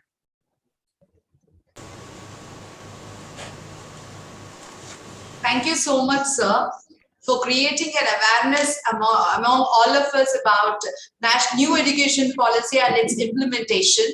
And you have given us a very clear picture of what are the 4 pillars, right? Equity, accountability, and responsibility, and how this new education policy takes away or implementing about the new digital transformation of education, flexibility, and its learning trajectories. Thank you so much, sir, for creating awareness and throwing a light on new education policy 2020. Now, I call upon our beloved Hari sir, a visionary man, a man who always, visualizes what is needed for the youth and for the development, and the coordinator of this project, Dr. Haribabu Tammineni sir. Thank you very much, Mahalakshmi ma'am. Before going further, I request Ramji sir to take 1 or 2 questions. And I have seen on the host dashboard some of the hands raised. May I request Kavya, Miss Kavya is trying to ask a question. Can you try, ma'am? Or if you can text, I'll just put the question before sir. Sir, may I? Yes. So, sir, it's really a pleasant moment looking into all your experiences and the way you spoke and the way you elaborated everything, Ram sir. And now I would request you to clarify my doubt regarding this.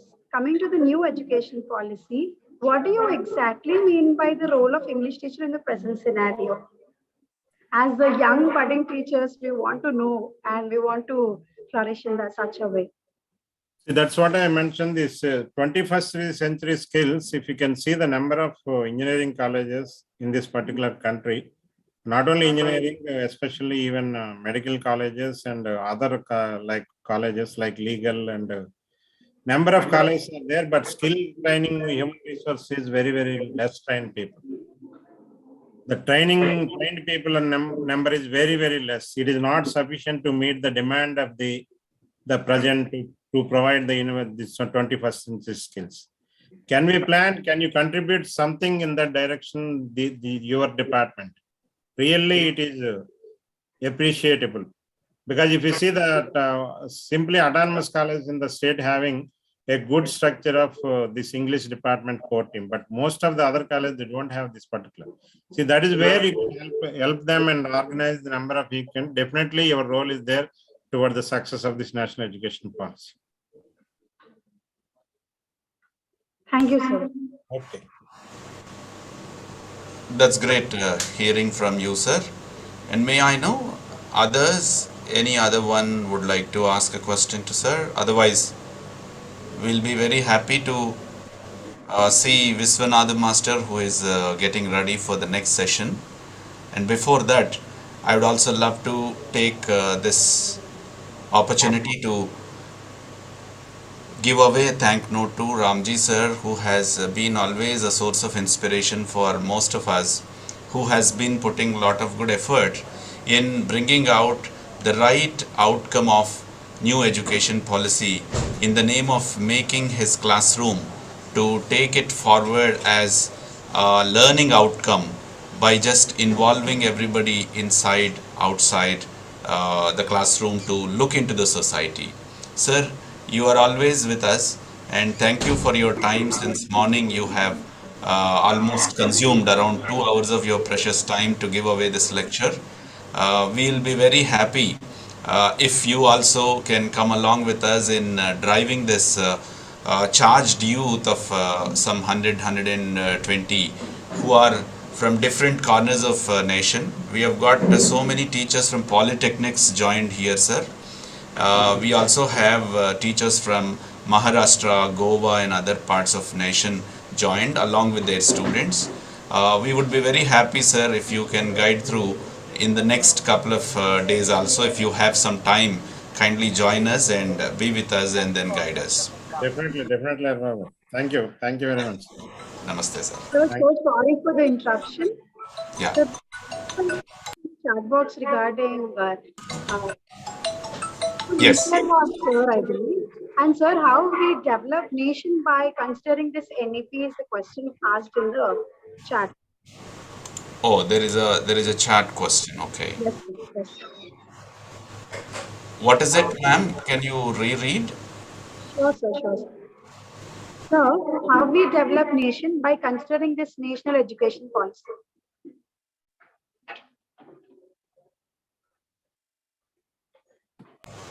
What is that question once again?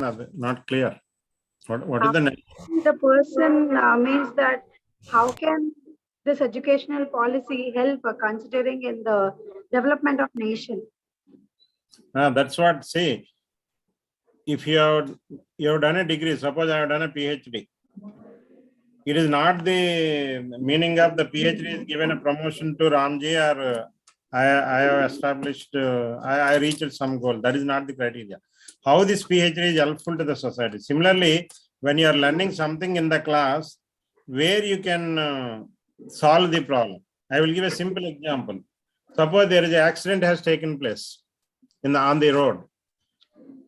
What in Western countries, what they will do is, one UG student, one PG student, one PhD student, the teacher will be given assignment to this particular group to study that particular project.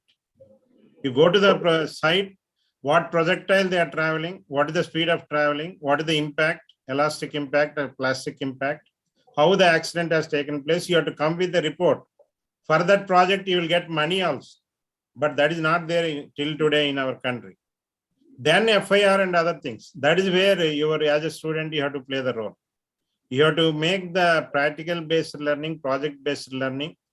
And that is where you can try to understand how the problems can be solved which are facing by the society. The society finally wants the benefited. If we can see most of the central government, state government schemes, they are giving schemes for social development of the people. But how best they are utilizing it is a question mark. But as a higher education institutions, if we can do some help in that direction, because you are getting fees reimbursement, I am getting a salary, but what you are giving back to the society is again, you have to, what part we are making a role, what part you are playing a role. See, that is where we can do wonders if we can involve in the society solving problems. That is what my answer meant for that question. Thank you so much for answering each and every question so patiently, sir. Thank you. Thank you. Thank you, Kavya ma'am, and thank you, Ramji sir, for valuable time and answering the questions that are asked by the participants and various faculty members. Thank you, madam. Have a nice program for 3 days. Thank you, sir. Thank you so much. And once again, welcome Vishwanathan sir to this 3-day online program. And even we have the other resource persons of the upcoming sessions, Professor Vishnu Vandana ma'am, Gurucharan sir and Benny sir. Welcome to this session. And I take the privilege of thanking each and every one, our beloved principal sir, the management of Lendi, Vijay Bhaskar sir, Dr. Rambabu Bhutt sir, and Professor Ramji sir, and all the participants, faculty members from various colleges, and everybody for this inaugural session, especially the press and media, for giving this opportunity of making this session a very fruitful with all your words and your presence. The next session will be followed immediately by and it will be hosted by my colleague, Miss Jyotsna ma'am, and she will be taking up the session, where our resource person of the session, Professor Vishwanathan sir, is already with us. Thank you. Yeah, before going further and before Joshna ma'am also gets ready, we have got a couple of interesting disclaimers of this coursework. Thank you so much for all of you who have registered and who have been also shortlisted, joined on time, and we are also on time taking forward the whole program as per the given schedule, what is mandated by Rajiv Gandhi National Institute. Before going further with Viswam sir's class, I'll take it as a pleasure in giving you all some 3-4 minutes of time. If at all anybody would like to introduce yourself, I have seen a lot of writing in the chat box asking your time also, asking your interaction also with us, and it is always there. In each, after this inaugural session, each session is scheduled for 1.5 hours of time, in which 40 to 1 hour based on the requirement of the resource person, he or she addresses, followed by it you have an interaction too. And in addition to that, every day after having 4 sessions, you'll have one assignment also, wherein you can find all the recap of that day, and you are expected to submit that assignment. So the last disclaimer is, you need to have 100% attendance, though it is set 80% by Rajiv Gandhi National Institute since it is online. 100% attendance is expected, but anyway 80% can be considered, and 60% in all these 3 assignments would make you to get a certificate from Rajiv Gandhi National Institute. The assignments are all on the talks made by the resource persons among all these 12 sessions, which have been clearly indicated in the session plan list. Before calling Joshna ma'am to host the session, I request any of the participants can come forward, introduce yourself by unmuting your Good morning, sir. Good morning, sir. Sir, good morning, sir. My name is R.S. Kiran. I'm from SAP Engineering College. My question is like how to strengthen the NEP policy and procedures, sir. Yeah, you have some question. Yeah, how to strengthen the NEP policies and procedures. Yeah, if Ramji sir will be there in meeting, definitely he would be addressing you shortly, Kiran sir. And it is a time for introducing oneself. Kiran sir, would you like to introduce yourself? Yes. My name is R.S. Kiran. I'm assistant professor in SVP Engineering College, and I'm here to know more about the ELT, English Language Teaching Skills, and to incorporate the same for the NEP also. That's great. That's great. We would definitely take this question to Ramji sir once he is free. He'll be addressing you back. And do we have next Sure. participant? Thank you for giving me the opportunity, sir. Thank you very much. Fine. Next participant, any one of you would like to talk? Yeah. Sir, good morning, sir. Yeah. Sir, good morning. My name is Ishwara Repalli. Sir, I'm from Maharaja Government Sanskrit College, studying 2nd BA in Telugu main, sir. Sir, today I'm so honored to attending this webinar for hearing a lot of scholars' speeches, sir. Today I'm excited to hear the speeches, the Ramji sir and you. Today a honor to me, sir. Thank you, sir. That's great. That's great. Morning, sir. Good morning, sir. Good morning, Solomon. Yeah, good morning, sir. I'm Solomon Raju, Assistant Professor of English in NRI Institute of Technology, Agripalli, sir, Krishna District. I feel very delighted to participate in this Lendi College program conducted by Rajiv Gandhi National Institute with the help of it. I heard the total lecture by Ramji, sir. It's wonderful. I'm also waiting for the one more lecture, sir. And Dr. Surna, madam, also my colleague in the Good Engineering College. I worked along with her almost 4 years. That's a wonderful opportunity. Thank you, sir. Thank you. Thank you very much, sir. That's great hearing from you, Solomon, sir. Yeah. And with this, in the next session, we would also like to have an interaction. And now it is 11:15. The floor is open for Joshna ma'am. Thank you so much, sir. First of all, good morning to all the dignitaries and students who are present here on this platform today. I'm Dhyanjyotsna Reddy, an assistant professor from Team English, guided by Hari sir and Millard Hari sir from Lendi Institute of Engineering and Technology. Good morning to all of you. Firstly, let me just share a small thing with you all. Vishwanathan sir's introduction was actually expected to be very short, but it's my heartfelt satisfaction if I would actually introduce one of the great personalities here. I know that he doesn't like to be introduced greatly, but it would be our sole satisfaction if I introduce his introduction a bit more. So, sir, if you please allow me, I would introduce you to the world. Thank you, sir. Professor V. Vishwanathan Garu is 35 years experienced teacher, a professor in teaching UG and PG students. He has also had many crowns on his head while he was teaching UG and PG students.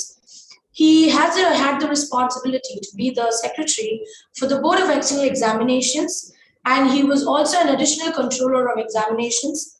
He acted as a head of the department for Commerce Department and also a dean for Faculty of Commerce.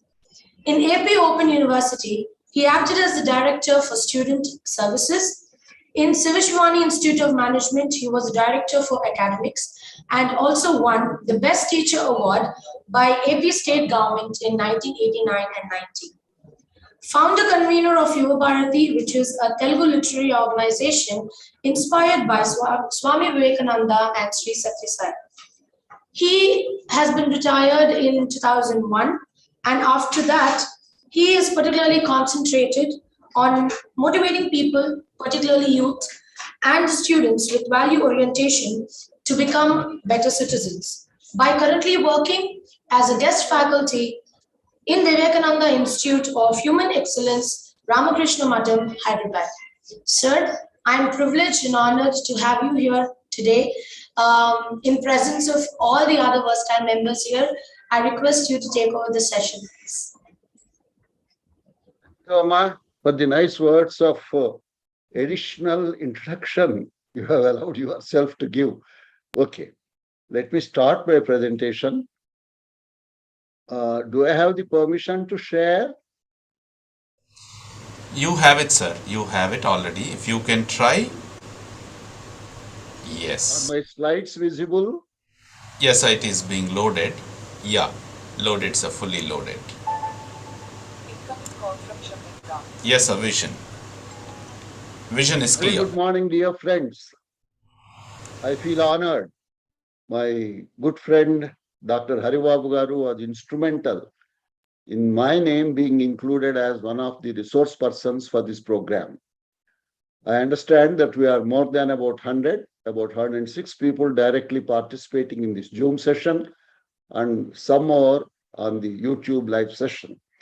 Now, I was listening to Professor Ramji, the Vice Chancellor, and I have not counted, but I am sure he has used about 100 to 125 phrases at least, which will give us a very comprehensive idea, not only about the new education policy and what we can expect from it in the near future, but surely a good introduction for my own session.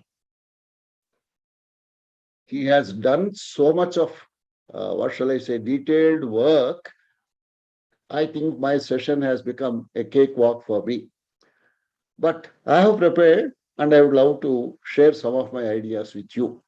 So welcome to the enthusiastic participants for this interactive session, 3-day online training program on English and soft skills for career development.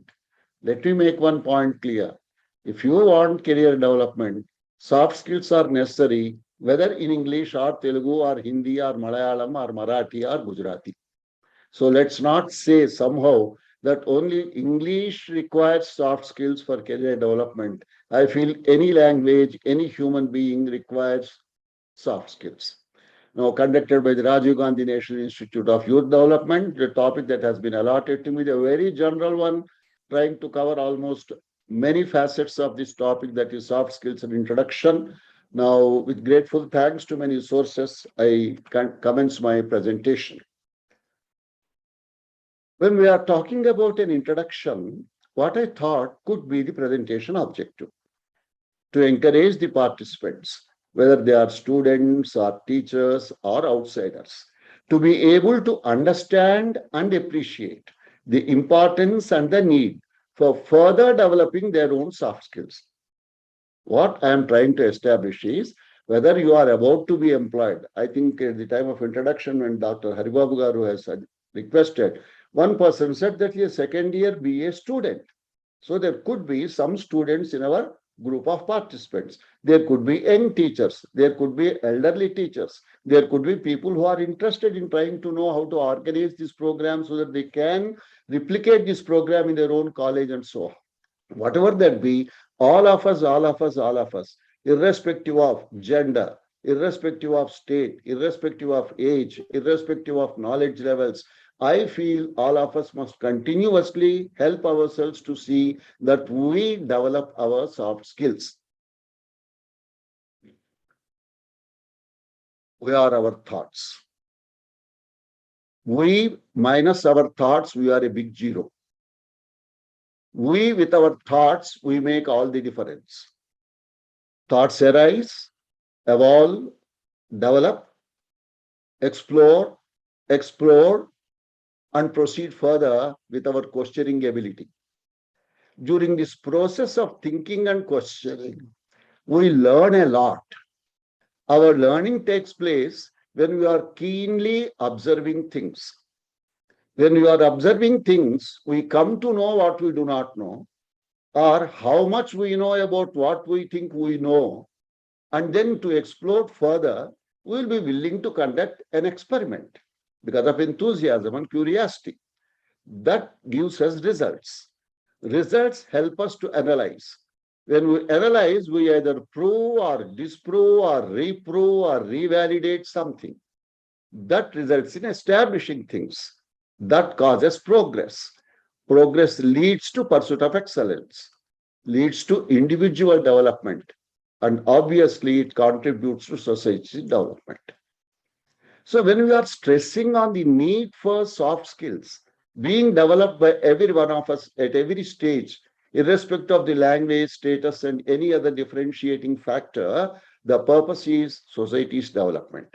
Why national education policy? Society's development. Why stress on quality? Society's development. Why any stress on anything? We want the society to develop. That is very clearly to be born in our mind at the beginning. Soft skills for a better life. Generally speaking, if you have good proficiency in soft skills, what they are, we will discuss a little later, you would know how to manage yourself. The most difficult thing, why? Because it is not easy. Unless you know yourself, unless you understand yourself, you can't manage yourself. When you can't manage your own self, how can you manage all others? Because we are not able to manage ourselves, we find it difficult to deal with others with whom we are interacting.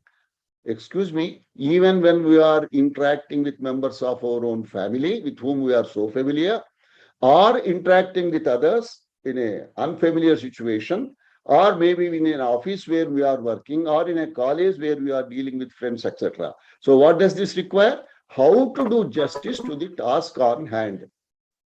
Living in the present, doing justice to the task on hand, etc. are definitely implied here.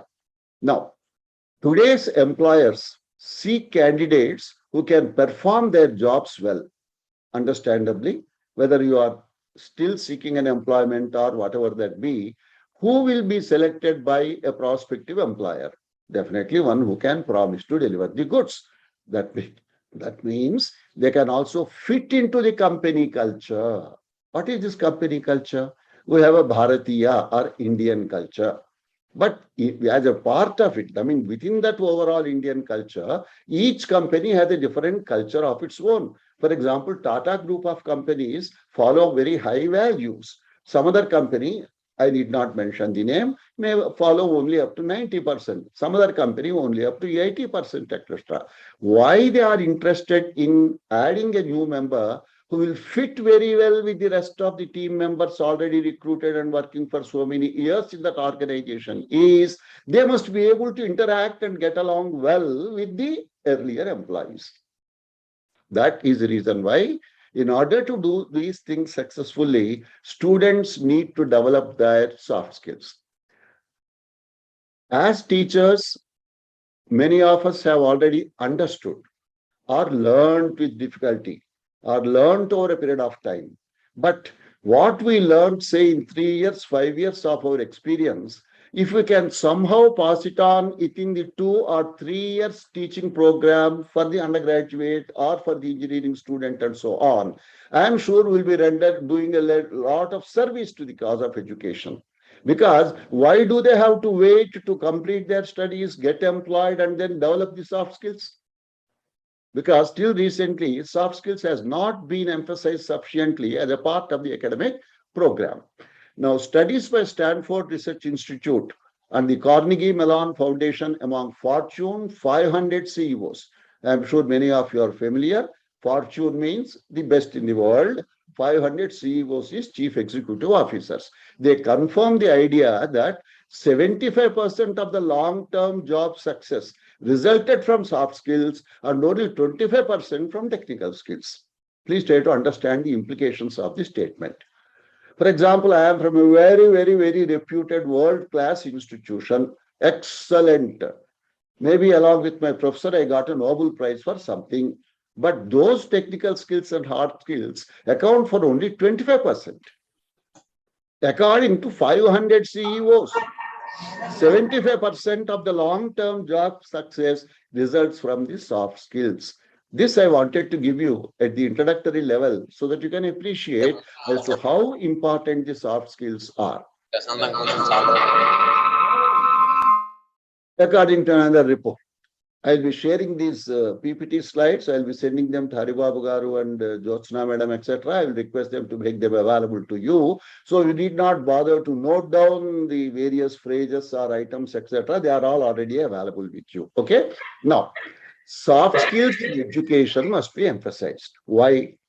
Because whether in case you are a graduate student, 10 plus 2 plus 3. If you are a professional course student, 10 plus 2 plus 4, 4.5, etc. Now, if during that 16 to 18 years of formative stages, if you are not learning the required soft skills, you are announced as a qualified graduate, qualified professional, you enter the world and you find the world to be completely different, strange, challenging, creating a big confusion and problem and so on, eternal confusion, I would say. So due to trends such as globalization, I think the word globalization can be better appreciated. Number one, COVID, which the world has suffered for the past 2.5 years. Number two, the most recent Russian-Ukraine war and the sanctions that are levied by the West on Russia and the unexpected fallout and collateral difficulties that the rest of the world is experiencing. So this is globalization. Rapid advancements in technology, artificial intelligence, machine learning, and so on. So this being the background, they demand changes in the labor market. That means employment market. I am using the word labor market because that is the phrase used by the committee report I have referred to. Labor market means once you get qualified, you want a job, you have registered in the employment exchange, or you are applying for jobs, etc., including the placement agencies, visits to professional colleges, and so on. All that constitutes labor market. And the skills future workers require in order to succeed. It says, please note this, to remain competitive, workers will need to acquire new skills continually. Yes. There is no question of saying got my degree, I learned everything that is needed. I will not touch the textbooks again. I will not bother about learning anything. You are sorry. No, that's not correct. Which requires flexibility. What is this flexibility? Because you can't be rigid. The world is changing so fast. So many unexpected things are being thrust on you. A positive attitude is required. Believe me, don't mistake me and don't quote me out of context. Many of us seem to enjoy inherently a negative attitude. It's very strangely. We don't have a positive attitude. And are we considering ourselves as willing to learn lifelong? Do we have the required levels of curiosity? So these are the things that we must understand. Now, soft skills are useful both for individuals and for business point of view. For individuals specifically, the modern workplace is interpersonal. You are not alone. Even in the most sophisticated automatic plant, right? Automated plant, you will find you have to deal with people. You are not alone. You can't say, I will go visit, switch on and sit down there for 8 hours, or hoping that nothing would damage the situation and so on. And the future is all about soft skills. Not about your career, but about your personal life, communicating with yourself, your family life, communicating with members like your spouse or your children and others and so on. High demand by recruiters and organizations for those who have good soft skills. I understand when a committee of 3 or 5 people sit down, whether it is civils interview or alternatively, let's say some selection of a lecturer or some assistant in an organization, there are people who are specifically requested to observe the body language, observe the confidence, observe the various aspects of the individuals. So your soft skills are being observed. And they are hard to automate. You can't get them automatically. Simply because you are an MTech, better than a BTech, nobody can assure that you are having better soft skills and so on. Career progression, that means development, promotion, and growth. How about the business point of view? They will be assured of improved productivity. Improved productivity will result in higher profit margins, lower cost, higher efficiency, and higher effectiveness. What is improved leadership? You will be able to provide better leadership to all those who are already there or who are likely to be recruited after you have joined, and you will be able to lead the team wonderfully. Better teamwork, because you have your strong in soft skills. Enhanced employee satisfaction. When people are happy, for example, 8 hours we work in an organization.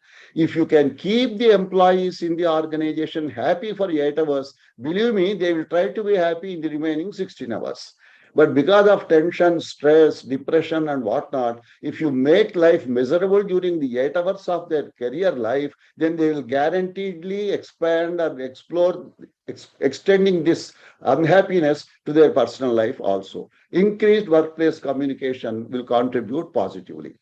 Now, this picture simply condenses and compresses what all I want to tell you. Both hard skills and soft skills are necessary for meeting the job requirement. I'm not trying to, because I'm talking about soft skills, I'm not trying to limit the importance of hard skills. This is what I want you to understand. So before we proceed further, what do we mean by skills? What are hard skills? What are soft skills, and so on? Let us spend some time discussing about it. Now, we require knowledge, ability, and competence. Knowledge, we have to study. Ability, you have to develop. Competence, by constant practice, you will really be confident. These qualities, known as skills, can be developed to help you gain expertise in any specific area of activity. Skills are developed through life and work experiences, and they can also be learned through study. There are books, plenty of books are available there. You can Google and then find out. Maybe you'll find hundreds and hundreds of titles dealing with different aspects of soft skills. Develop your existing skill levels. And as Professor Ramji was emphasizing in the earlier session, continuously upskill yourself. Let's say you have gone through the latest books today available in the market. So you seem to be very knowledgeable.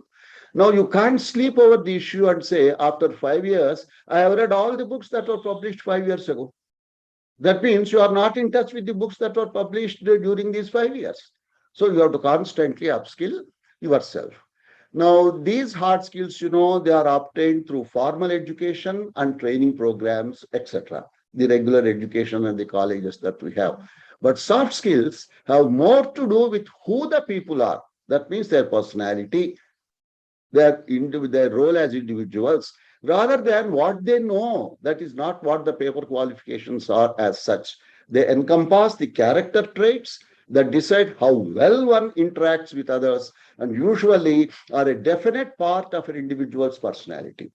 Now, what is personality development? How to develop the personality, and what do you mean by the way you act, react, and interact with people, with things, with circumstances, etc., is a different topic altogether. So I'm not delving into that particular topic. So first, before we proceed further, let's understand as to what is the difference between a hard skill and a soft skill. I think I tried to make it a little clear earlier, but I would like to stress again on that. Hard skills are the measurable skills. Just as I said, you are a B.Tech, you are an M.Tech, you are a gold medalist, you are a 75% candidate, and so on.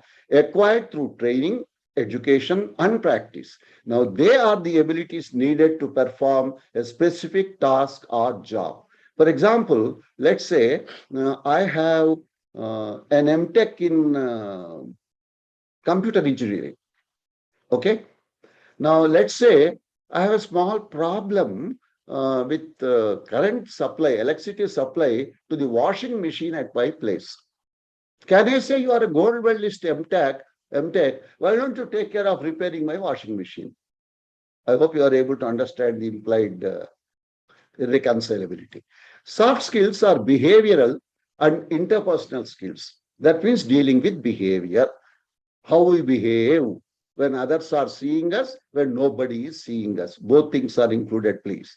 And interpersonal skills. What do you mean by this? Because man is a human being, a social being, you are constantly dealing with all others. So you should know how to deal with others and so on. That relate to how effectively people interact with others and most importantly, handle the situations. You must be able to handle the expected situations, unexpected situations. I'm sure during the past 2.5 years, COVID is something which none of us have experienced before. The type of lockdowns, the type of curfews, the type of restrictions, the type of controls imposed and all that. Lakhs of people thrown out of employment, lakhs of people have died in the world, crores of people had to migrate and walk for thousands of miles to reach their day-to places and so on. Everything has been upset. Now, thank God we have survived. Of course, lakhs have died. I agree with you. Now, soft skills revolve around your people relationships, because as I said, soft skills, life skills, people skills, common skills, whatever be the name you give. They refer to the interpersonal skills comprising a cluster of personality traits, language fluency. Why do we need language fluency? If you have greater vocabulary, and if you know the meaning and how others have used a particular language, I mean, a phrase or a set of words in a particular language, you will be able to make subtle distinctions and influence your own communication ability. Social etiquette is required because we are dealing with others. Attitude orientation. It must be a positive attitude, constructive attitude, cooperative attitude, and not a destructive or negative attitude. What are your personal habits? Do they unnecessarily create any offense in the minds of others? How about friendliness and optimism? There are some people, as I said, they're very negative. We just can't help it. We don't like it, But we want people who are optimists so that they can contribute significantly. Now,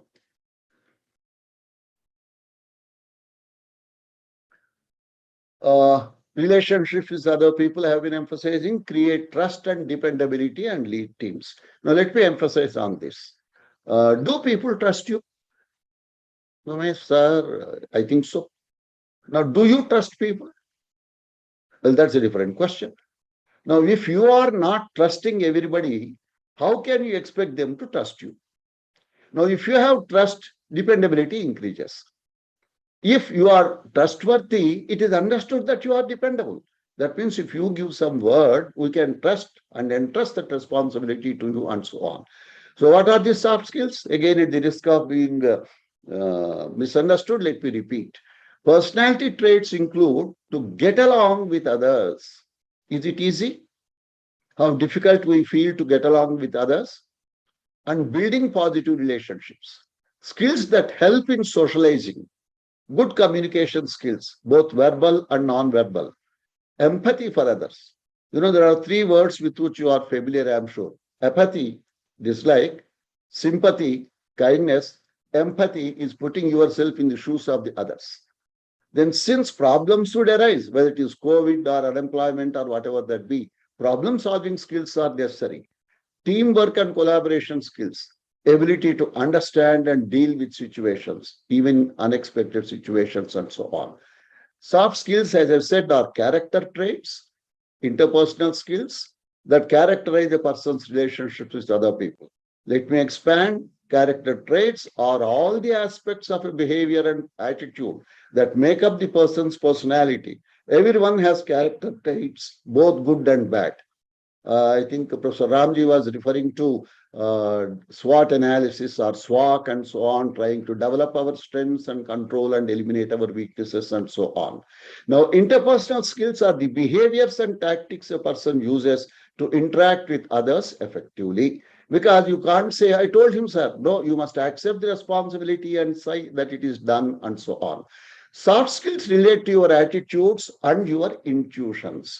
Try to understand this word. My attitude, I can say, sir, I am positive, I am constructive. I have been telling him, I have been repeatedly telling him, but intuitionally, I don't trust that person. My body language creates an impression that he repels, he rejects, he does not get attracted to my approach and so on. So soft skills are less about your qualifications and more about the personality-driven aspects like traits can be fostered by observing and paying attention to others. Do we? We want to attract all others. We want all others to appreciate us, and we don't repay the same token. What does it mean? We don't pay attention to others. If when I am talking, I expect every one of you to listen to me very attentively. But when you are talking, I don't even bother to listen. Then how can I expect your attention? How can I attract your respect and so on? And another thing is self-reflection. Self-reflection is a responsibility. We must understand what we are thinking, what we are saying, whether it conveys the meaning the way we intended it to convey, or does it unfortunately convey a different meaning to those with whom I am interacting. Proactive personal development, not reactive, not inactive, proactive personal development. Now, friends, in the time that is available for me, I think that's what Dr. Haribabu Garu has announced, that about 60 minutes or so I will take for sharing my knowledge or sharing my prepared speech, and the remaining 30 minutes will be left.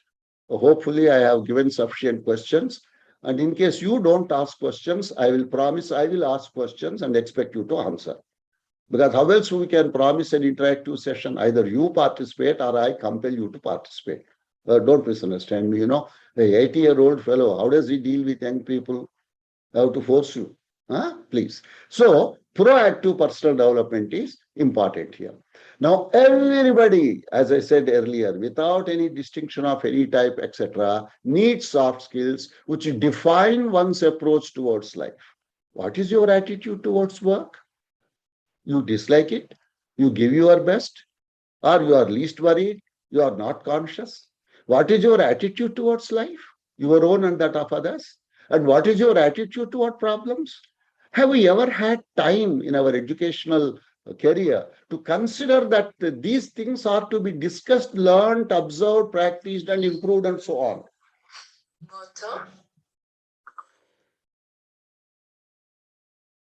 Now, your work ethic, your attitude, your communication skills, your emotional intelligence, and a whole host of other personal attributes are the soft skills that are crucial for career success.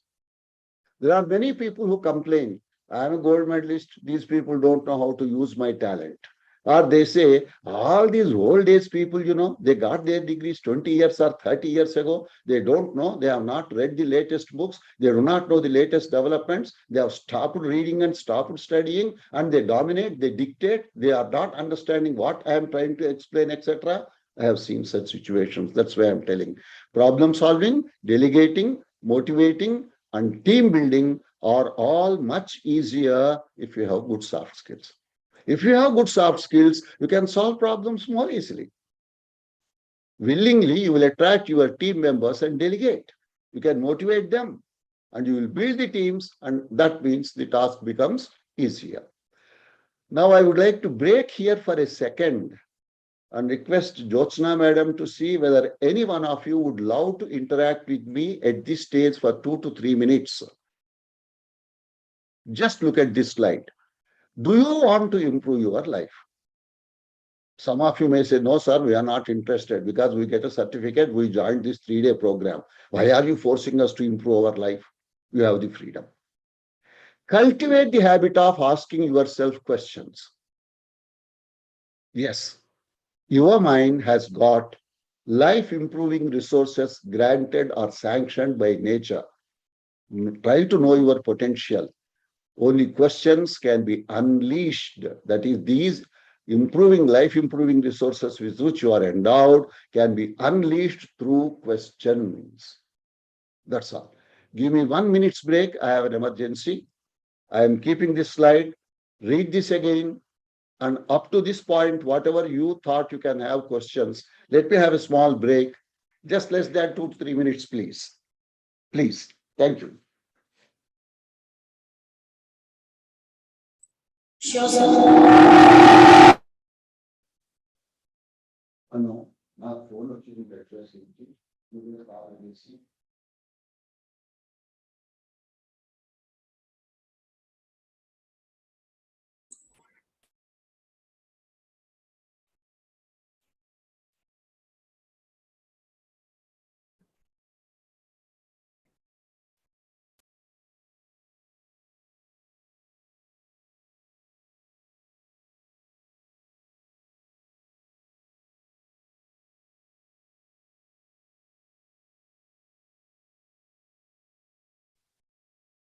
I just wanted to know whether anyone has any questions. Or at least answer this single question. Do you want to improve your life? Absolutely.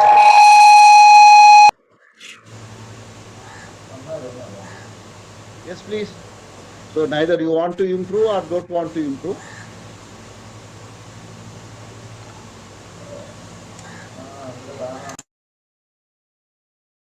So someone, I think it is Ishwar Rao, who has replied in the chat, I am interested in doing it and so on. So no vocal response. Nobody would like to talk.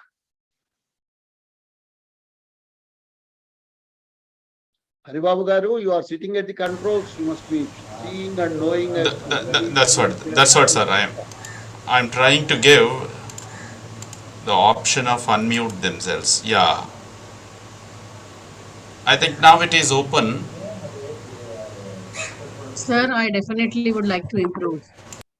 God, Amma, I have one first response, and that first response is a positive response.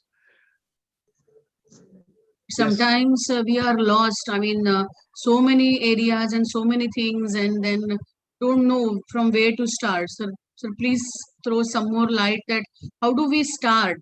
And We'll explain that, Amma, Dr. Smita. Please do whatever you can with what you are, where you are, with what is given to you. You can start this moment. I can't promise instantaneous, say, development, but I can tell you the moment you begin, switch is on. If there is power, and if the electricity is there, and if the machine is properly connected, the moment you switch on in a fraction of a second, it starts working. It may not complete the task. For example, I have a, say, washing machine. It requires some 1.5 hours or 2 hours of operation. Then the task is complete. But I switch on, the power starts. The machine starts, isn't it? Okay. Any other question, please? Yes, I think.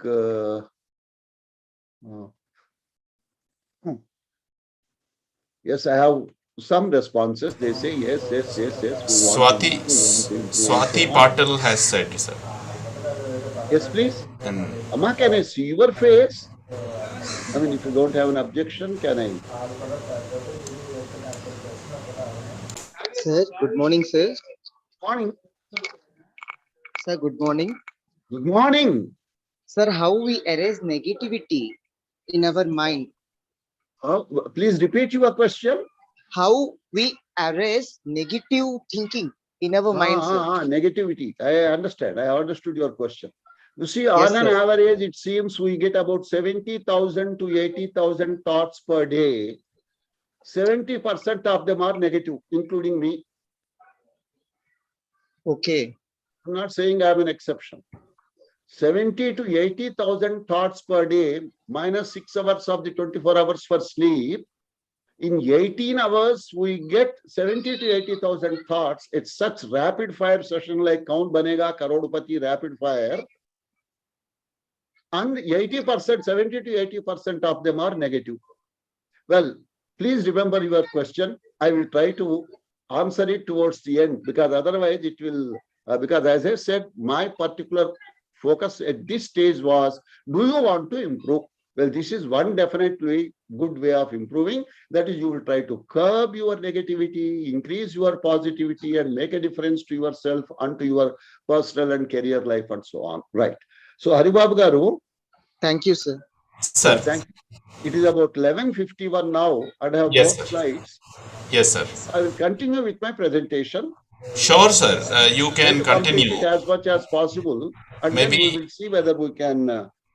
Maybe by 12:15 like that, you can again give some time for interaction, sir. Not give some time, finish my lecture and say open for discussions. Definitely, sir. That's up We'll to you. take care of it. Thank you. Thank you, friends. Let me proceed further.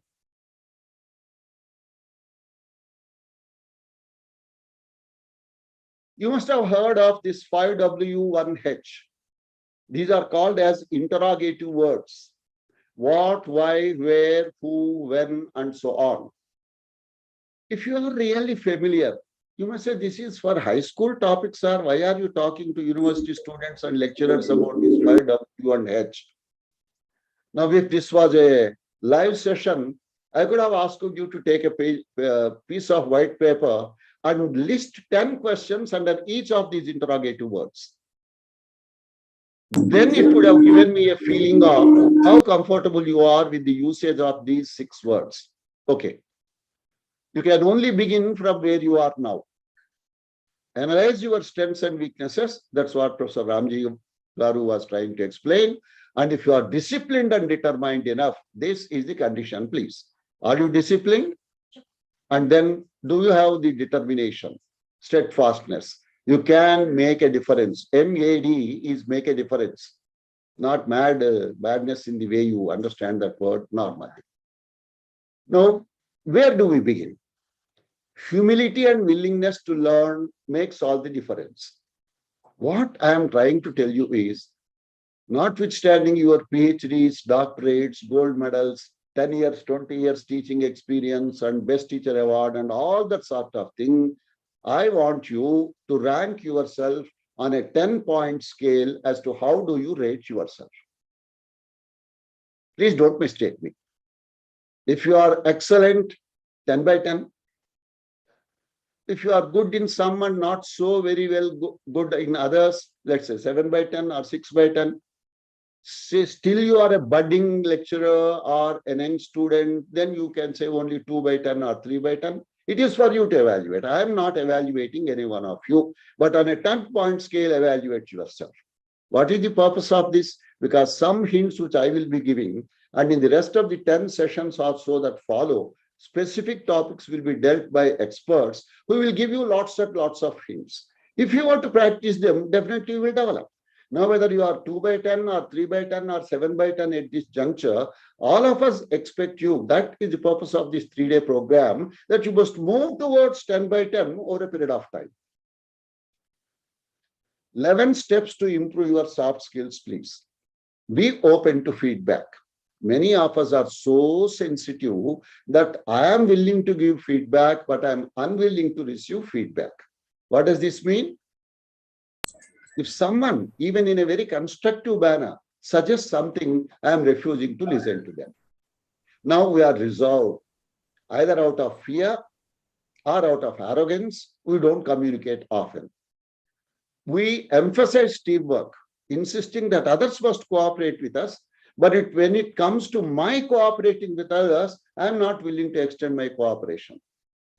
We need positive relationships in an organization. Look at the harassment, either in the name of caste or community or gender or some such thing that is very commonly taking place in many of our establishments. Step outside of your comfort zone. If you are willing to upskill yourself, you are willing to step outside of the comfort zone and enter the challenge zone. But many a time we find many people not to be interested. They say, kya padenge, what shall we read, no need to read, no need to develop, etc. and so on. Now get ready to learn. Be a lifelong learner. Adapt to workplace changes. For example, in the COVID, 2 years, 60 to 70% of the software people were asked to WFH, that is work from home. Were they familiar? Do they know? At least does an organization know how to make people work from home? Earlier experience was restricted to making field staff work and report. But all those who were supposed to be at the headquarters never had the experience of working from home. And neither the company or their bosses had the experience of getting work from people who are working from home. There were so many problems, so much of stress, so much of depression, and so many of families relationships also being strained and so on. And then adapt to workplace changes. This is what exactly I was now referring to. Observe others. For example, I am looking at someone. Immediately you say, why are you looking at me? Or why are you looking at her or him? Usually we misunderstand people and then we try to understand them. Work through conflict. We are a little sensitive. We don't want to enter into a zone which will create problems for us. And if there is a conflict between two of our subordinates, how comfortable we are in trying to intervene, trying to listen to both the people, try to objectively assess as to what is right and what is wrong, or why they are misunderstanding each other, or try to solve the conflict as what is called as conflict resolution skills and so on. Take on a leadership role. Usually, I have known many people, if there's a problem, they say, ask him, sir, please request him, sir. I have some personal problems, sir. Next 2 months, I am not having leisure time, sir, and so on. They try to escape. They don't accept responsibility. They arrive to work on time. You may say, what, such a simple thing, sir? Punctuality, why are you stressing on that?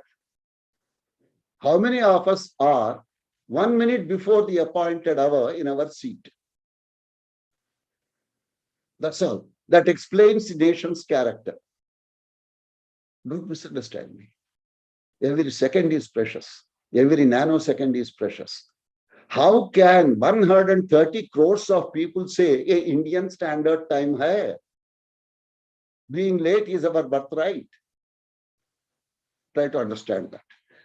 Now, Amma or Haribabu Garu or Josna Madam, I am showing something and I want at least one participant to respond, explain what they are seeing. Sure, sir. There are some balls swinging, sir. Mm-hmm. Colored balls. Okay. They are yellow, green. No, don't worry about the details, colors. Don't mention all the colors that are there. Colors, and then when they are going one with the other, I feel like they are going together, sir. Well, they are together. Very good. I So can they see are the getting disturbed, but are not really getting disturbed. Monica is trying to say something, sir. Multiple colors are going together at a time. Multiple colors. All the colors are going one by one.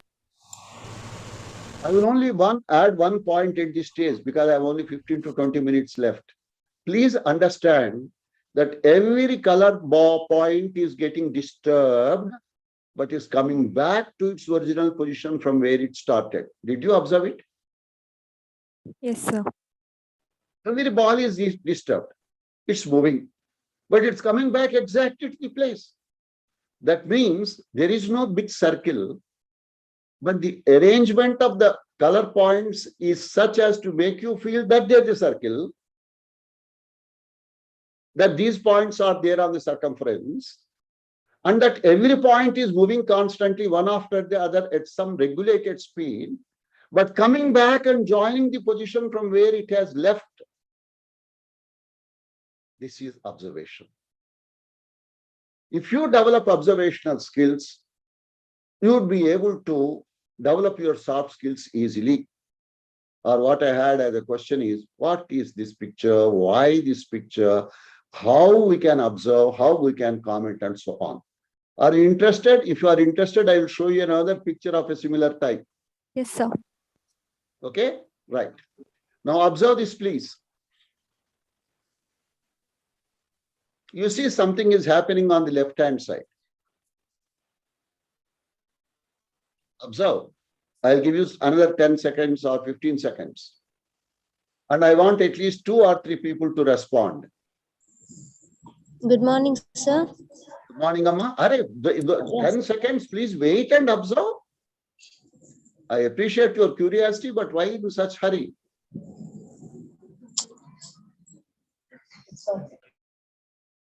Go ahead, Amma. You or anyone can start.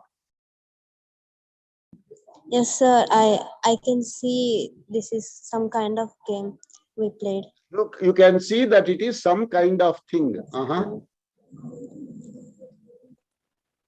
What is that you are seeing?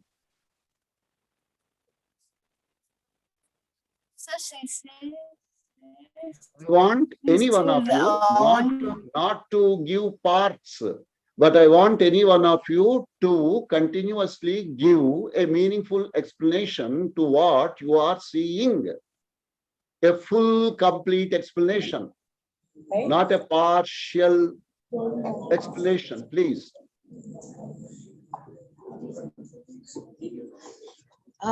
Its speed is increasing, sir, level by level. Mama, please loudly, please. Its speed is increasing level by level, sir. That's all, one single sentence, and you have explained everything that is happening in front of you. They're trying, Master. They're trying. They are trying to see, enjoy the moment.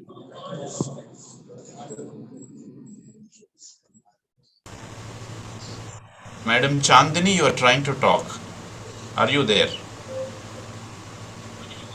All right.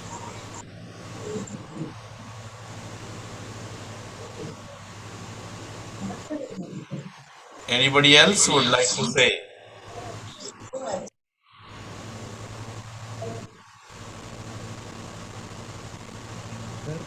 Good morning, sir. I am Rajesh. Yes. Go on loudly, please. In this picture, the difficulty level is increasing level by level. Wow.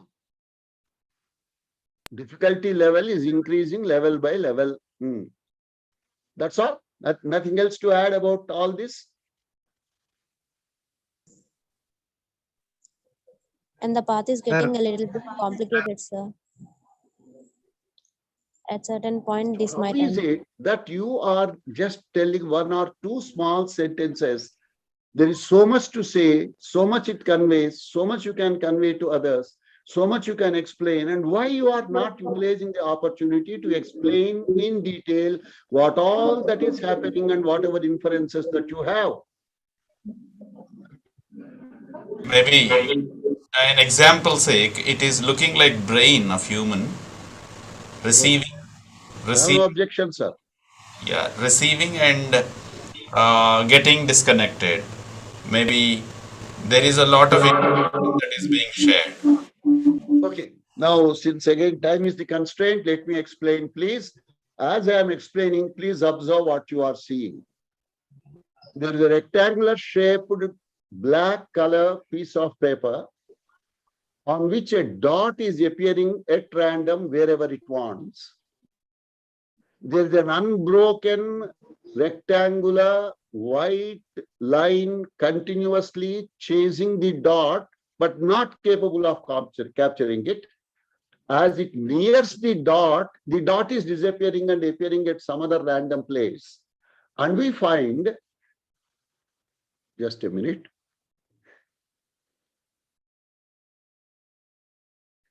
Oh, sorry.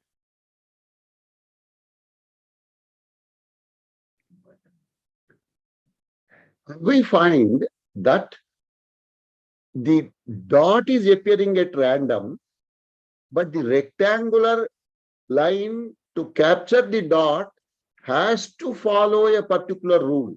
What is that rule? It cannot move at a tangent. It has to move only either in a horizontal line or in a rectangular a vertical line and try to catch the dot. I thought some of you would be able to explain all this. I don't blame you. When I learned it for the first time, I too felt, oh, is there so much to say about it? That's what I'm emphasizing, my dear friends. You must have the patience, the curiosity, the observational skills, the ability to explain what is happening in front of you, read meaning into it. Not just some dots, sir, and some line is moving, sir. That's all, sir. What is this? How can you be a success as a teacher in the classroom? You must be able to explain, expand, explore, explode. Okay, now let me continue, please. Forget about it. This is just to create some interest in you, lest you people would leave this session. Although not customarily acquired through formal training, soft skills can be learned. That means it's a learnable skill, not something like SP Balasubramanyam or Mohammed Rafi, etc. They are gifted, sir. They are born, sir. Only they can sing, sir. I can't sing, sir, etc. To improve soft skills, the person must be open to feedback. I have emphasized on this point again. I request you. You have to work as a group. You have to work together. How to work as a together to develop your soft skills. If you are interested, I'll explain later, and make decision to change your behavior. There are some people who say, no, I'm like this. I will not change. I need not learn anything. Nobody will teach me anything. Nobody can teach me anything, etc. All that is wrong. Training can definitely provide you, like this 3-day training that will initiate you into certain tips and strategies for developing better practices, such as active listening, because many a time, many of us are not good listeners, and empathizing with others. And practicing can strengthen areas where deficiencies exist as a result of our strengths, weaknesses, opportunities, challenges, analysis, and so on. Soft skills are known as common skills or core skills and so on that are desirable in all professions. You need not say, sir, I'm a doctor, I'm an engineer, I'm a chartered accountant, I'm a banker, I'm a defense personnel. I don't need them. No, they are everywhere required. These include critical thinking, problem solving, public speaking, professional writing, teamwork, digital literacy, leadership, professional attitude, work ethic, career management, and intercultural fluency. I'll just give one example of intercultural fluency. You want to go to America, you want to work in an MNC, you want to tour the world, but you will say, I don't want to sit with that black colored person. I don't want to sit with this person who eats snakes and frogs, etc. I don't like this person who is so short and speaks a different language, etc. Then how can you get your multinational companies, the multi-billion-dollar assignments? Intercultural fluency is required. Now, some of the most sought after soft skills include effective communication skills. I have already emphasized. I am repeatedly reminding you about them. Teamwork, dependability, adaptability, conflict resolution, flexibility, leadership, problem solving, research, that means willing to know more and more about what you have come across, creativity, work ethic, and integrity. There's a big list. Since I'm going to share my slides, I'll not worry about explaining them. So most valued soft skills, the beautiful diagram: confidence, time management, self-management skills, friendliness and manners, that is social etiquette, ambition, focus, common sense, very rare, not taught anywhere, you have to acquire it. situational awareness, enthusiasm and optimism, and empathy.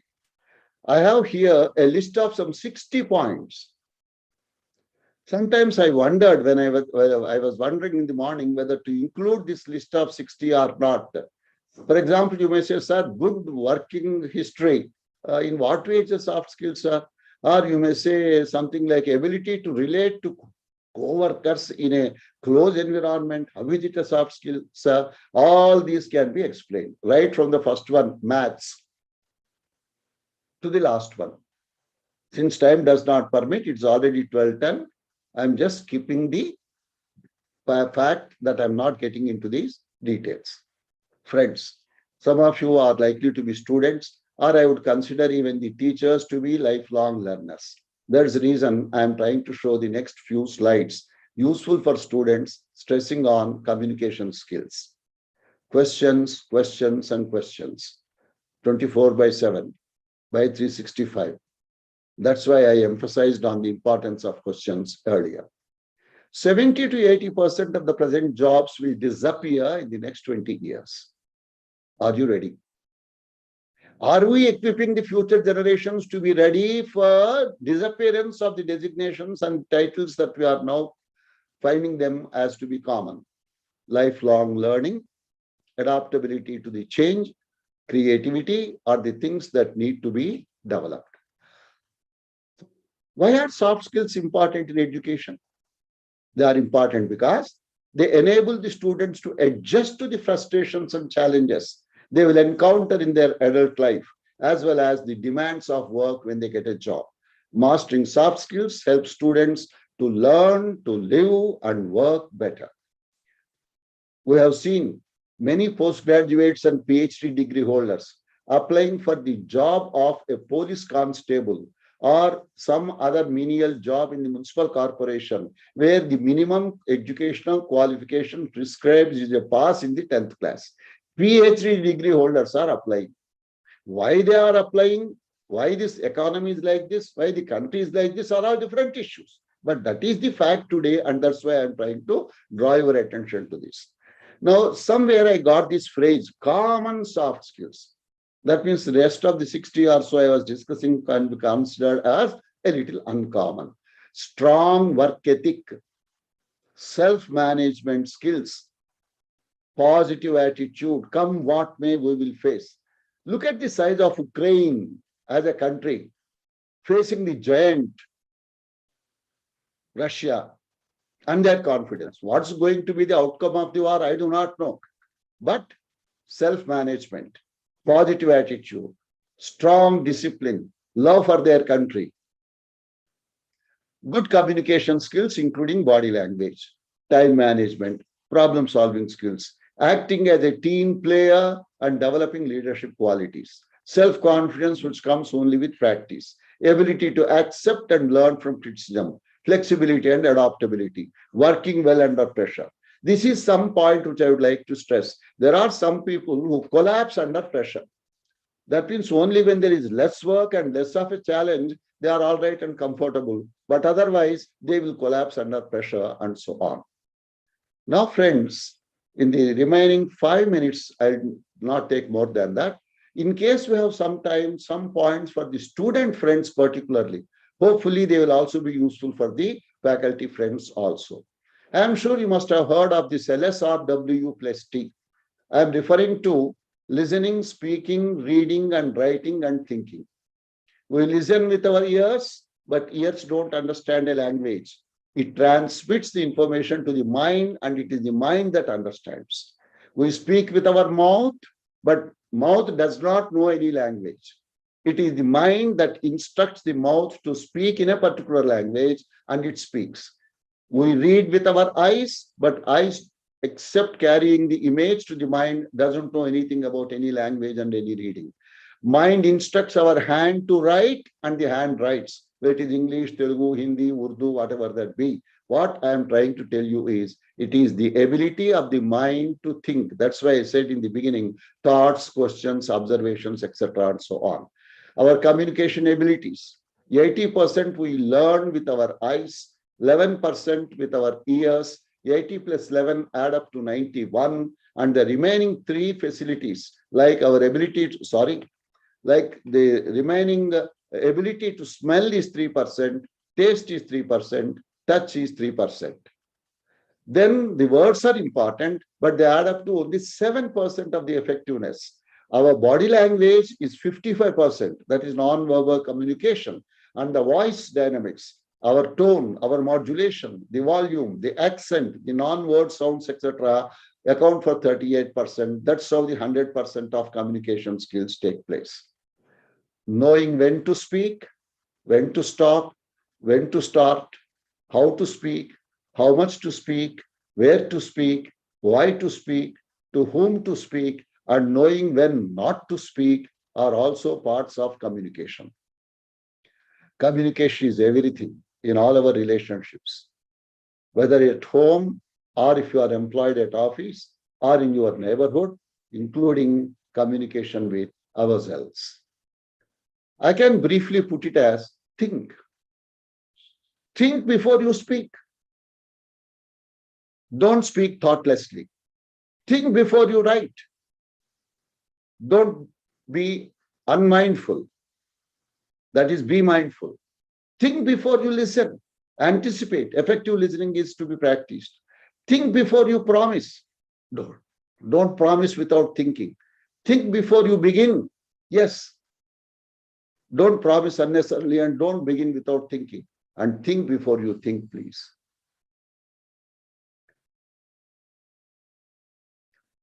Think to learn, learn to think. Thinking leads to better learning. Better learning leads to better thinking. Better thinking leads to better questioning. And better questioning leads to better learning. Unless you try to do something beyond what you have already mastered, you will never grow. Is a beautiful quote from Emerson. To sum up, learn to learn. Don't hate to learn.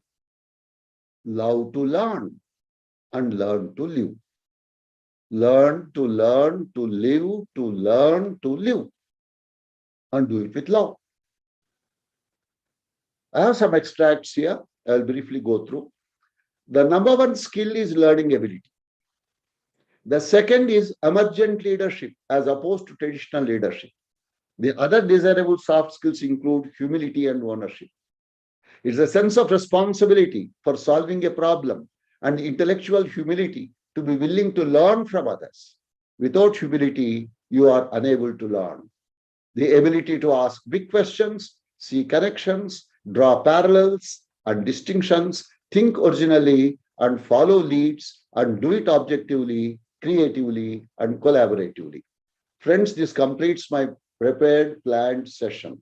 I usually quote my sessions with 2 famous lines of Gurujada, a very famous Telugu poet, which reads as, Deshamunu preminchumanna, manchi andani penchumanna, otti matalu kattipettoy, gattipel talapettavoy.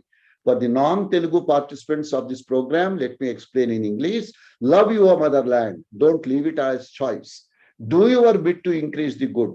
Stop the habit of merely talking and gossiping and wasting your time and others' time. Contemplate on doing some real good and so on. Friends, these are some informative slides about reaching me or about reading the material, which I am making it available to all the friends. And since these slides are going to be distributed to you, I am not spending any time explaining them, etc. You can download my presentations, remove my name, put your name and use it. God bless you. If there is anything good, share it with your friends and others. And if you don't like something, I am giving you my email IDs. You can write to me or you can WhatsApp. I am going to give you that number also. Now I am a member of a group called as Impact, which has hundreds of videos on very many useful topics. And about 100 videos of mine are also available. I am giving you the URL for that. I have a small functional website called as wisdom.info. You can visit and explore. About more than 2,000 audio recordings are available there. That's my WhatsApp number. You can write to me. It is 12:19 now. I have exceeded by 5 minutes the time that Dr. Haribabu Garu has given to me. Now the session is open for discussion. Rule number 1, you are going to ask me. Number 2, if you don't ask me, I will ask you. Be ready. Thank you. The session is open. Actually, one of our students wanted to ask a question. Joshna ma'am, there is a resound. Yes, sir.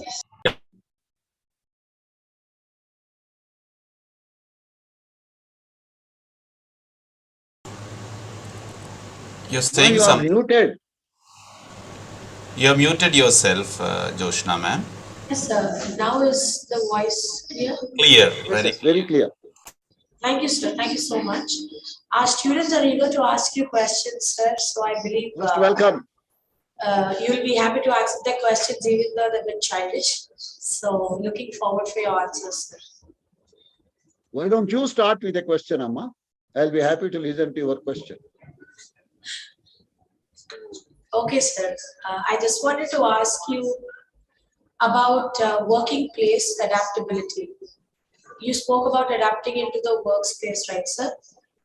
So can you just give us an advice how we can stop ourselves from becoming the toxic victims of other employers and employees too? How can we stop our frustration, or how can we stop our stress from all the words and all the actions that's happening around us and focus on our work? When questions, that would be sufficient for at least 2 sessions of 1.5 hours each. Point number 1.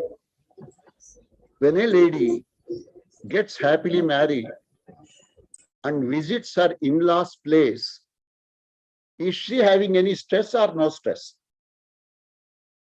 She would, sir. Understandably, you know, new environment, new people, tall orders, high expectations, right? You have to please everyone, right? Similar situation, male or female, you find when you join a new established organization. So, people would like to insult you to prove it to others that you are that they are superior to you.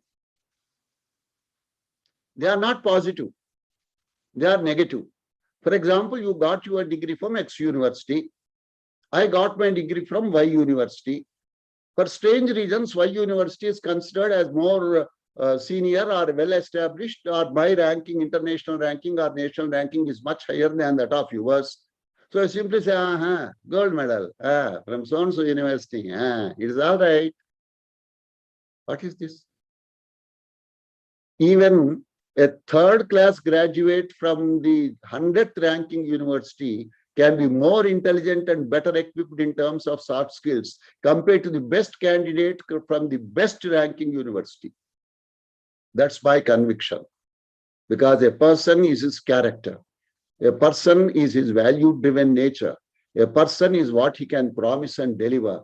A person who is not arrogant is what we need. We want good people in this society to take the society forward. Thank you for the question. Now, any other questions from my friends? Thank you, sir.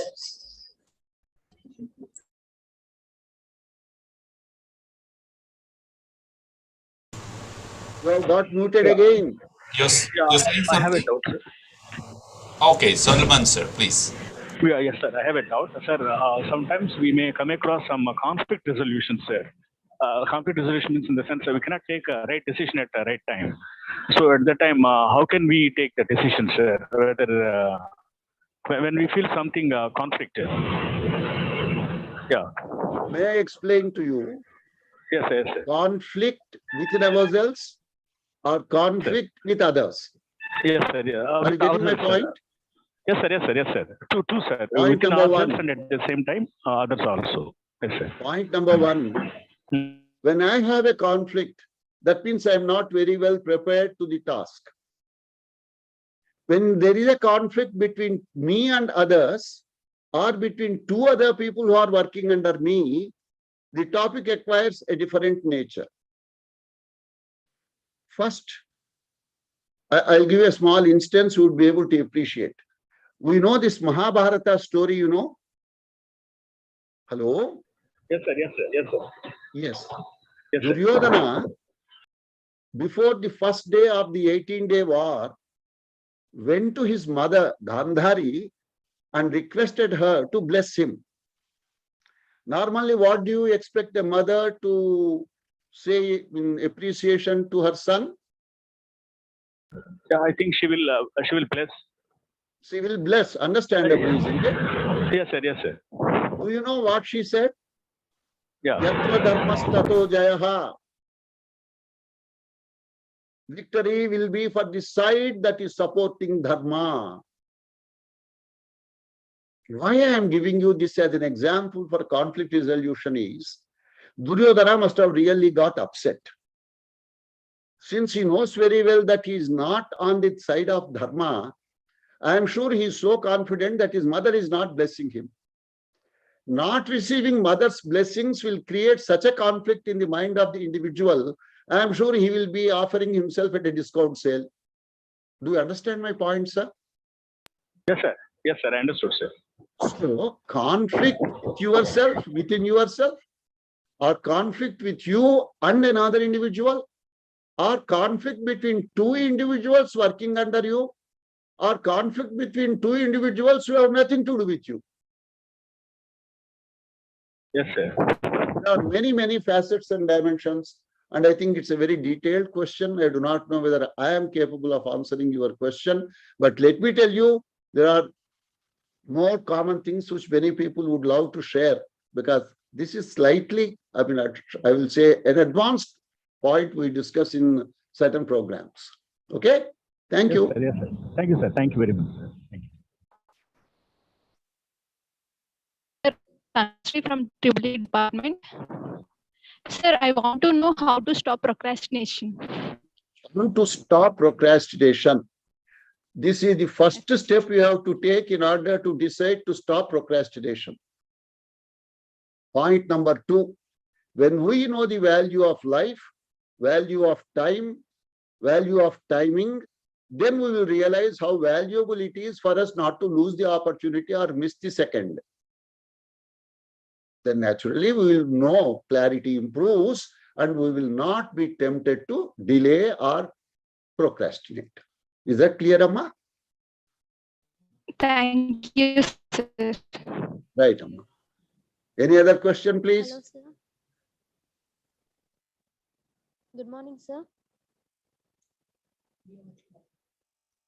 A bit louder, please. I'm not able to listen. Please increase the volume. Good morning, sir. Good morning. Sir, I have a question, sir. Please. Yes, sir. Can a person with anxiety survive openly in this world, sir? You are anxious about yourself or about the world? I'm a bit anxious, sir. Yourself. Yes, sir. Understandably. Let me tell you, the world is not good. The world is bad, but not bad enough to destroy completely. Develop yourself further, equip yourself further, be fair, be just, be honest, be giving your best, and all your anxiety will disappear. Trust in the Almighty who has not wasted his effort in creating you. Yes, sir. Is that clear, Amma? Yes, sir. Thank you. Very good. Next one, please. Very good morning, sir. Good morning. I'm Haripriya. Uh-huh. So we reduce our distraction and increase our productivity, sir. I could not really hear fully and understand your question. Louder, please. How can we reduce our distractions, sir, and increase I our understand that. productivity? I understand that. Now you are there right from the beginning attending to my lecture? Haripriya? Yes, sir. Yes, sir. You are attending my lecture right from the beginning. In about, say, 1 hour, 10 minutes or so we have spent. How many times you are distracted? You are not answering me. So many. She says so many times, Master. So many times. Wonderful.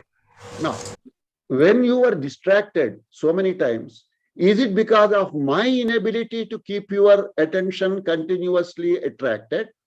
Or is it because of your own environment or your own mindset that you are thinking of a beautiful song like Antava, Antava, and hence you got disturbed and did not listen to me? To what extent you attribute? I mean, let us share. I mean, I'm willing to share. Let's say 60% the faculty has to be blamed, 40% the inability to practice to coordination, concentration, Shraddhavan labhate gnanam by the student participant concerned. How much up? What is your share and what is my share? Haripriya. Hari, have you understood what sir was asking? Once again, please. Dr. Haribabu Garu, I think she could be your student. Might be, sir. Let me see. Yeah, she's. Yeah. She's our student only. She's our student. Hari Priya, come on, tell me, Nana. You can just ask her whether she has understood my question or not. I think it completely it's because of my environment, sir. What is she saying? She says it's because of her own environment, sir. Ma Haripriya, our mind is like a monkey. It has been described as a monkey which lost its tail, got drunk, and is in severe pain and is possessed by some evil power. And that's the type of mischievousness our mind is capable of. That's why I started my lecture with thoughts. If you can practice focus, direction, seriousness, concentration, goal orientation, achievement orientation, you will invariably develop what is required. You will be able to control your mind better. All the best. Next question, please. Thank you, sir. Thank you so much. Right, Amma. Welcome. Next. Sir, good afternoon, sir. Good afternoon. Sir, good afternoon, sir. Good afternoon. Please go on, sir. Sir, my name is Dr. K. Venkatrao from Srivastava Engineering College. Good morning, sir. How can we? Just there is Good morning, a sir. cross talk, please. Sir. I think Dr. Haribabu Garu. Yeah. I can just intervene, sir. Same time. Haribabu Garu. Yeah, Venkatrao Master, please. Yes, sir. Please ask your question. Others, kindly mute yourself for a while. After Venkatrao Master, you can ask. Okay, sir. Venkatrao Garu, please go Thank ahead. you for allowing me to ask a question. Sir, how can we control our impulsive nature and how to adopt soft skills, sir, especially to please one and all in the working place, sir? Pleasing one and all is next to impossible, because even if God were to present in front of us and say whether all of us are happy with his creation, we will have our own long list of complaints. It is not easy to please all. And in the process of trying to please all, we will be succeeding surely in displeasing everybody. Number two, what is important is your commitment to values, your character, your personality, your trust, your dependability, your quality, your contribution, past and potential, your willingness to give your best. These things create a better environment for working. That's my feeling, sir. I don't know whether I answered your question. Thank you, sir. Thank you, sir. Good. Next question, sir. Sir, how can we improve our team skills, sir? How can we? Your question, please. Yes, Bhaskar. Team leader skills, sir. Team leading skills. I understand that. You know, nowadays what is happening, we have only a single child policy, or at best two.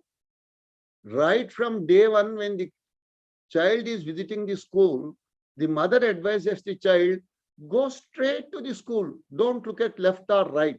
Don't accept chocolate or biscuit from any uncle or auntie. They will take you away to Pune or to Mumbai. And we allow our children to learn in certain exclusive institutions and in hostels, etc. And finally, when they complete their, say, BTech, MBA or some such thing, we tell them, join with others, mingle with others, be happy, try to share, try to care, empathize. Where will you get it? Not having learned it for 25 years of your life. Am I clear?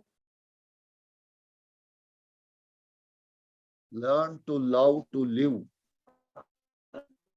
You must learn to love, to live. And without being loved and without loving anyone, you are not going to be a success. You will find the entire life to be a bit challenging and miserable. So my request is, read good literature, be with good people, satsangatve, nissangatvam, nissangatve, nirmohatvam, nirmohatve, nischalatatvam, nischalatatve, jivan muktihi. If you want liberation, salvation, moksha, you will get it. If not, anything 50 steps below moksha. But be happy. Let others be happy. Let others feel that you are having lived has contributed to their happiness. Let not people feel that you are having born and lived has contributed to their unhappiness. Don't try to be remembered like a Ravana or Duryodhana or Hitler. They have killed millions of people. Be affectionate. Be loving. Be loved. Okay, next question, sir. Joshna ma'am, do we have any questions from chat box or so? Good morning, sir. Good morning, Amma. Good morning, sir. How to handle things when you have a lot on your plate? I just wanted to ask that. Monica, can you repeat the question slowly? How to handle things when you have a lot on your plate? When you have a lot on your plate, how do you handle? Amma, normally when it is lunch or dinner, you know, we have quite a big plate and about 8 to 9 items will be there. Agreed? Yes, sir. But the size of our mouth is very small. Yes.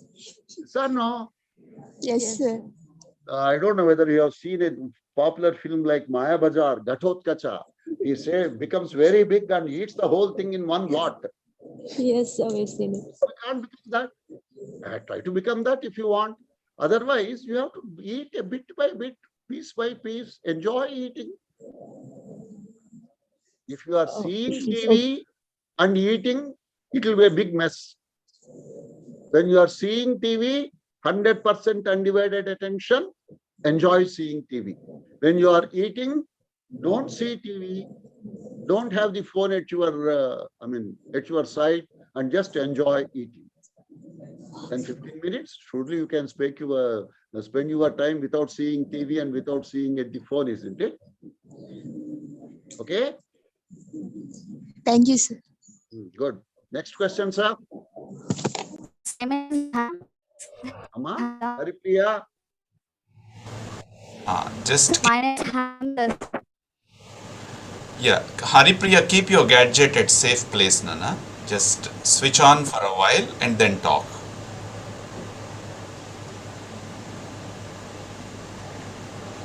Are you able to? So one moment, sir.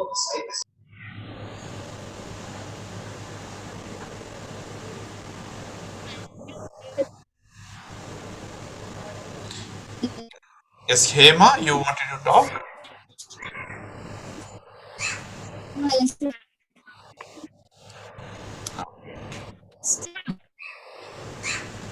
Meanwhile, Haribabu Garu. Yes, sir. Yes, sir.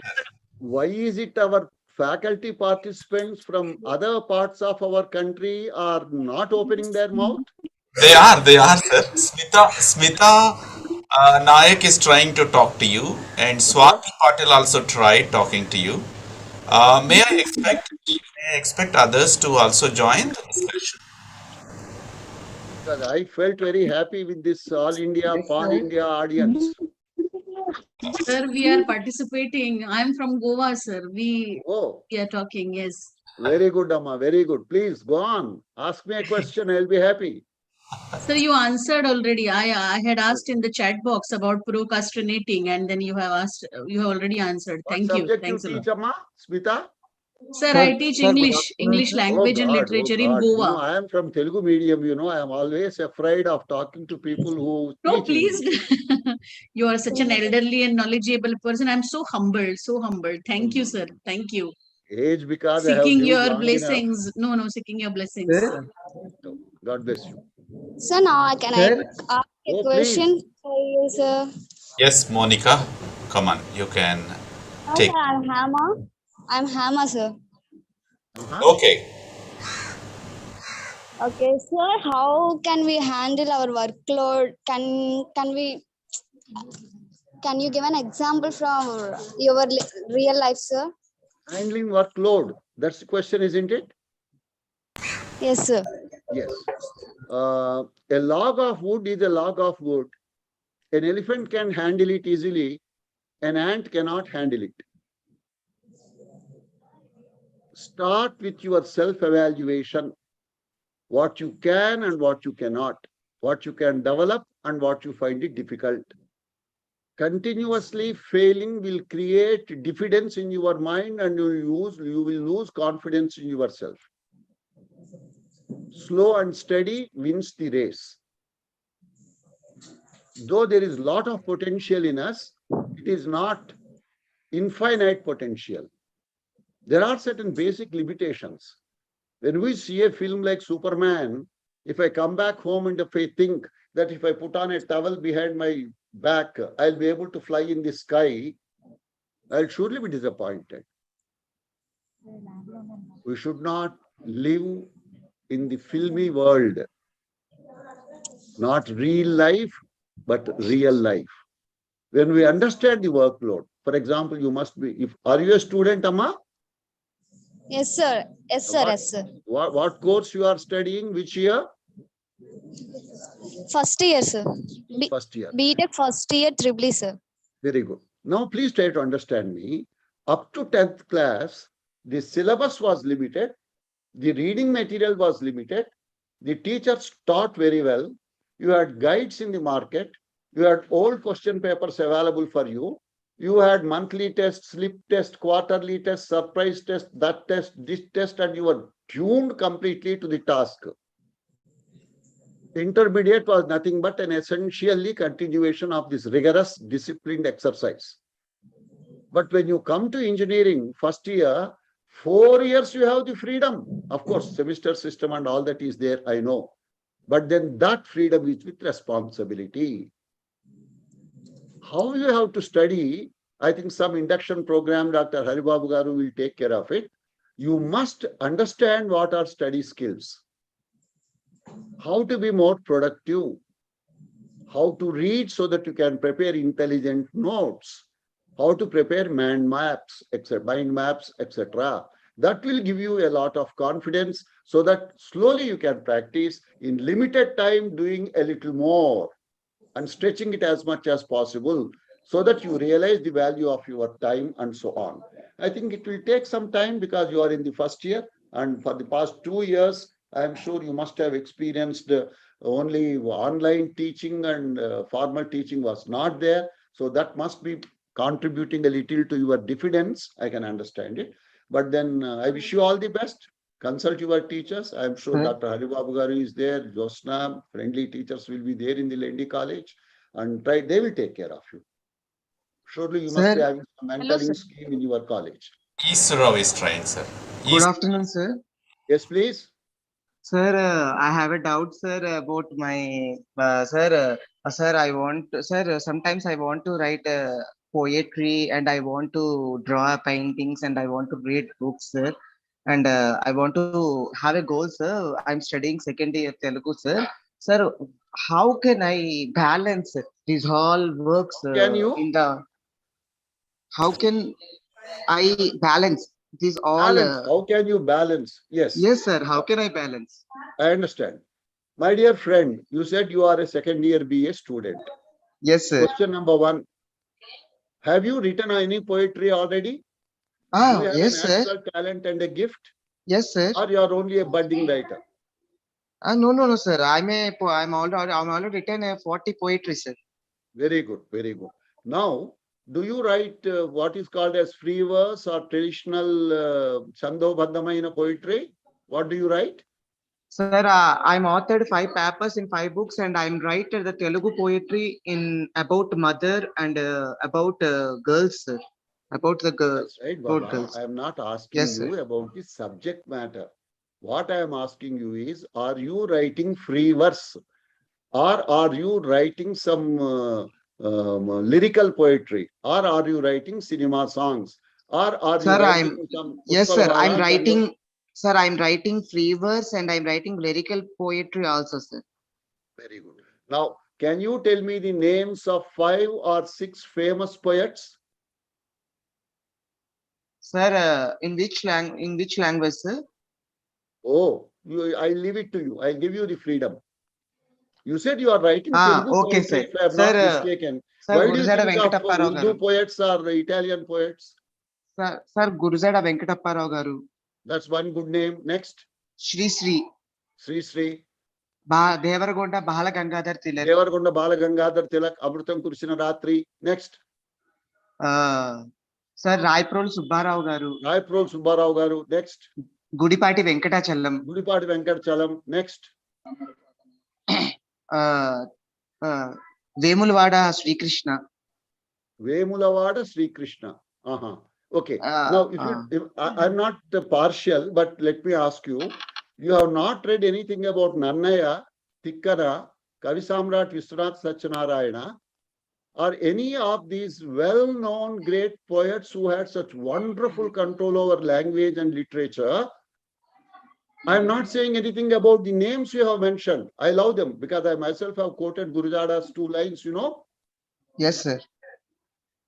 What I am trying to tell you is, at this stage of your life, I suggest spend 2 hours every day reading the field in which you want to excel.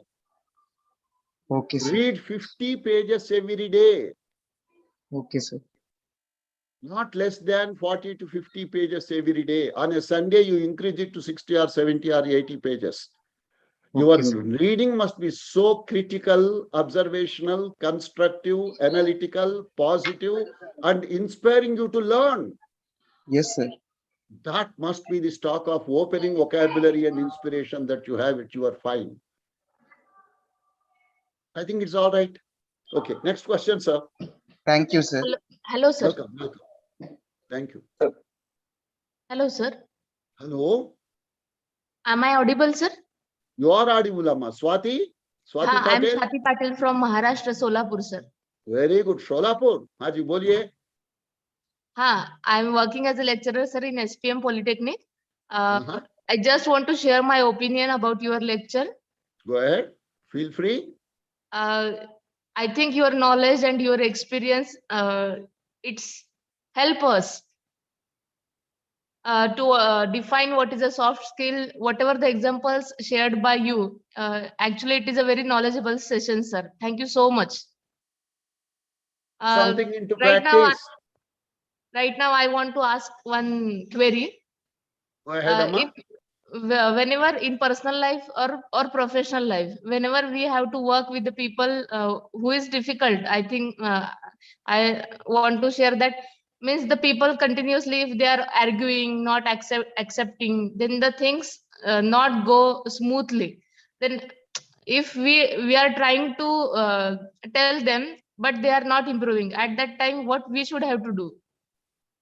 Now, I would first seek a clarification. Are you referring to you are dealing with people who are superior to you? Are you referring to a situation where you are dealing with colleagues who are working along with you?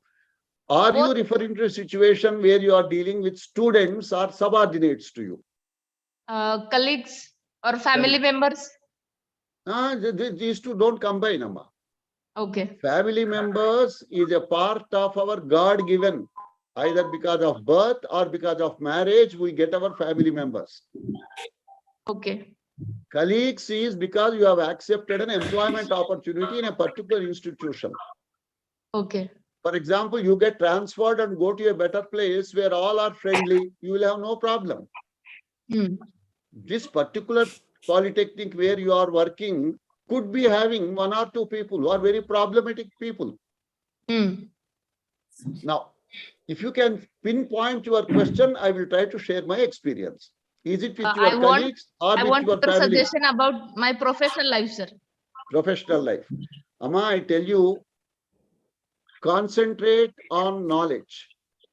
Become so well equipped, so up to date, so thorough, so capable of applying creativity, not merely repeating the manner in which you taught the lesson 10 years ago, once again, 11th time.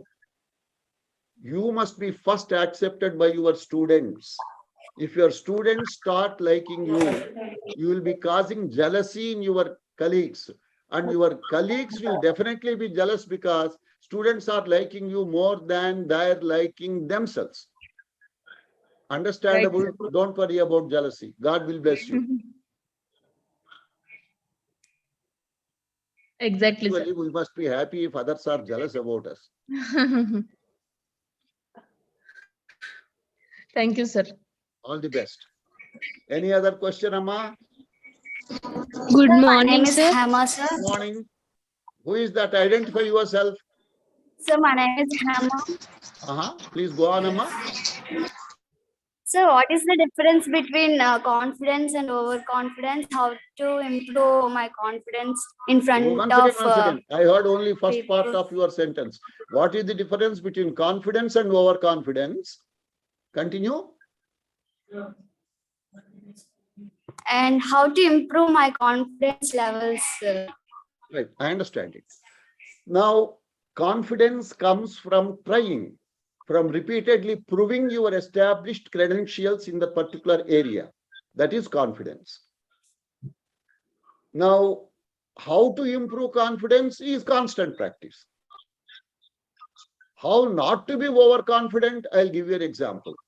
Say, for example, you are participating in Olympics, something like weightlifting or something. Now, there you are supposed to lift, let us say, some 70 kg weight. Is that clear? At home, if you have practiced for lifting up to 75, 76, 77, you will be confident, and in the actual performance day, you will be able to lift 75 easily. But if you have only practiced up to 60, 65 at home, and when you go there, if you are asked to lift 75, if you say, yes, I can lift 75, you are overconfident. Tried, tested, practiced, established, continuously proved is confidence. Untried, overestimation, what shall I say,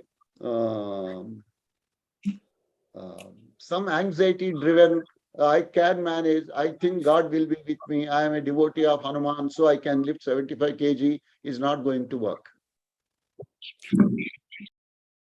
Am I clear? Yes, sir. Yes, sir. Right, Amma. Thank you.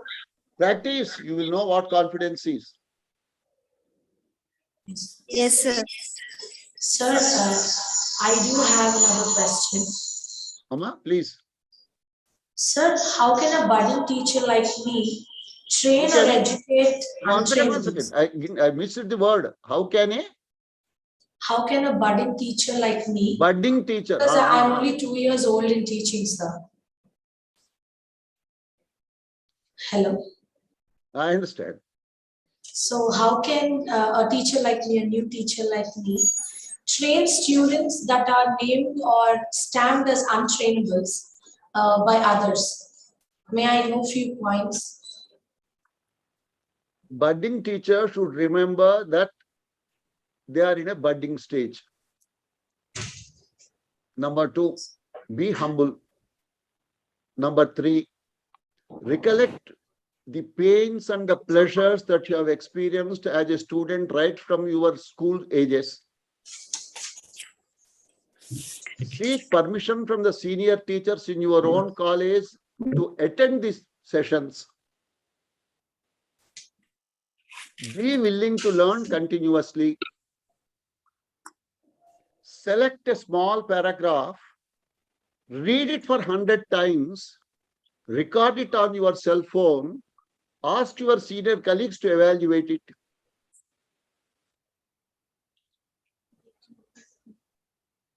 Start writing down what you want to teach. Develop the skeleton first, and then expand it with keywords, key ideas, key phrases, etc. I think gave you some 5-6 points. Yes, sir. But what about students that are not willing What about? to listen? What about the students that are not willing to listen or not willing to change? That's a different point. That's a different point. Students are not willing to listen because they have mastered the art of getting marks and passing the examinations. Students are not willing to listen because they think these 4 years or 5 years of study, particularly some male students, is only meant for getting a higher dowry from the prospective father-in-laws. They are studying because some funding agency is giving the money, and even if they fail, it does not matter. University permits them to carry forward backlogs, and since backlogs carry forward provision is there, let us enjoy life. Why study now? Yes. I do not know how far this NEP will succeed, but if you can make it challenging. Don't mistake me, I'll give you an example. You are in an engineering college teaching English. Am I right, Amma? Yes, sir. Now, generally, engineering students prefer to respect engineering faculty and not language faculty. Yes or no? Yes, sir. Number 2, in a medical college, notwithstanding the mentality of the students, do you find medical students have time to waste their time like the engineering students do? No, sir. That's all. That explains the answers. Thank you, sir. Create work, create involvement, make people burn the midnight oil. Make it, I'm not saying make it difficult to pass. I'm only saying make it interesting to pass. Yes, sir. Thank you. I don't know. I'm sure some of your students have attended this lecture today. Yes, sir. Are you getting my point, Amma? Yes, sir. Yes, sir. Now, that's why when one student asked about the distractions, I asked her, how much of you are getting distracted you attribute to the faculty, my inability to continuously attract your attention, and how much of it to your own self? Right. Our students are too willing to be disturbed. And if there are, say, a group of 60 students, usually the last 2-3 benches are not listening to the teacher. Yes, sir. The teacher knows. Now we have to change the atmosphere, where I suggest to the enlightened managements that if one teacher is taking the class, another teacher should be in the last bench. People will not act. Yes, sir. That's how For we this have to point, handle the situation. yes, sir. Yes, Amma? For this point, I'd like to add that I'm really happy that Hari sir already has foreseen this, and we have the idea of primary and secondary teachers in labs and classes, sir. So one is going to take care of teaching, and the other is going to supervise the students. Now So here, this, I just wanted to add. lab work is divided, like the science BSc students, practical labs, etc., someone is teaching, someone is going to each table and trying to see what they are doing, how they are holding this one, how they are holding, how much they are pouring, how they are pouring. That type of supervision is different. I am interested in identifying the students who are not attentive in the classroom and dealing with them as a mentor. That's what I was referring to. Yes, sir. Understood, sir. Thank you. See, attendance has sometimes become a mockery. Seriousness has become a mockery. Absolutely, sir. Influence of films and TV serials, etc., is the main contributing factor. Nobody wants to create a better India. We are interested in perpetuating the dirt and the nonsense and the other things. How can we expect a better country? True, sir. Good Yes, morning, sir. Morning, Amma. That is 2 TSCE3. My name is Identify yourself. Lakshmi, sir. 2 Now I have a TSCE3. question, sir. Amma, please. How can I be? My name is Venkat Lakshmi, sir. Cheppamma. My name is P. Venkat Lakshmi, sir. Cheppamma. How can I be more focused towards my dream, sir? How can you be more focused towards the last word? My dream. My dream. Oh, I was somehow getting it as team. My team. I was worried. Right. How seriously you want to achieve your dream? If you don't mind, can you share your dream with me? Yes, sir. To crack an UPSC. Oh, you want to become an IAS officer or something? Yes, sir. Very good. God bless you. Now, you know, Thank number you. one, read the inspiring lives of people like a daughter of a chaprasi, a son of an auto driver who have become IAS, IPS officers. God has definitely placed you much better than the two instances I have given. And if they could achieve, there is no reason why you cannot achieve. Number two, take care of your physical health, mental health, intellectual health, spiritual health, emotional health, and seek cooperation from your parents and elders for the dream that you are having in your life. I will not say quantitatively you must read 16 hours, 18 hours, etc. That's wrong.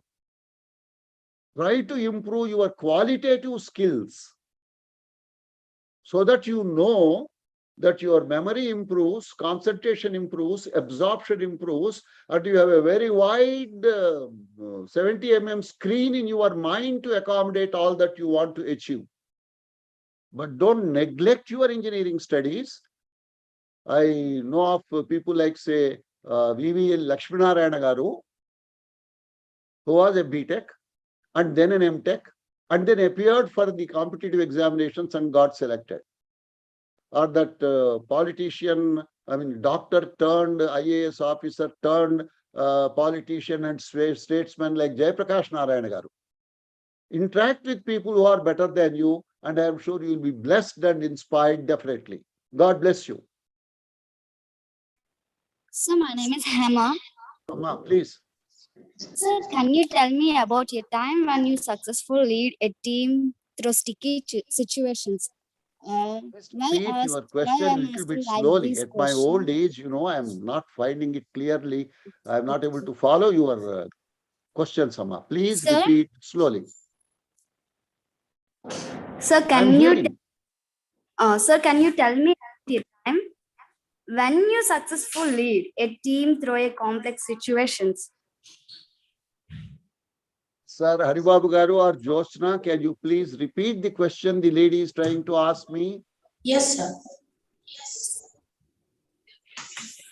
She's asking, can you please tell us about a time when you successfully led a team through a very complex situation time?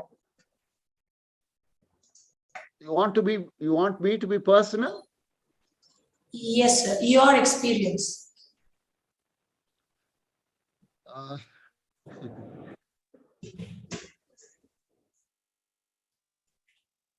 I don't mind sharing, but that would be invariably involving others in the scene. I have a feeling always that your being steadfast, right, and objective will buy you the loyalty of your team members. If I like you, you tend to like me. If I have a cunning nature and if I would like to exploit you, surely I have no right to expect you to trust me. This is human nature. But can we that easily find out at the first time we meet or the second time we meet whether the other person is trustworthy or not? It's not possible. So you have to very carefully observe, don't be in a hurry, play your part honestly, but be on your own guard. That's how we'll be able to deal with teams better. You know, as it was introduced by you, I was no doubt a teacher, but I have worked with administrative positions also, not only in my open university, in my Usmania University, where I was a student and an employee. Later with the AP Open University, now it is called as B.R. Ambedkar Open University, and the first speaker, Professor Ramji Garu, was a former vice chancellor of that university. I was there when Dr. C. Narayan Reddy Garu was there in that university. Then I worked in a private management institution like Sivashavan Institute of Management. I have sufficient administrative experience of dealing with people, handling situations, facing unfriendly circumstances. Personal experience.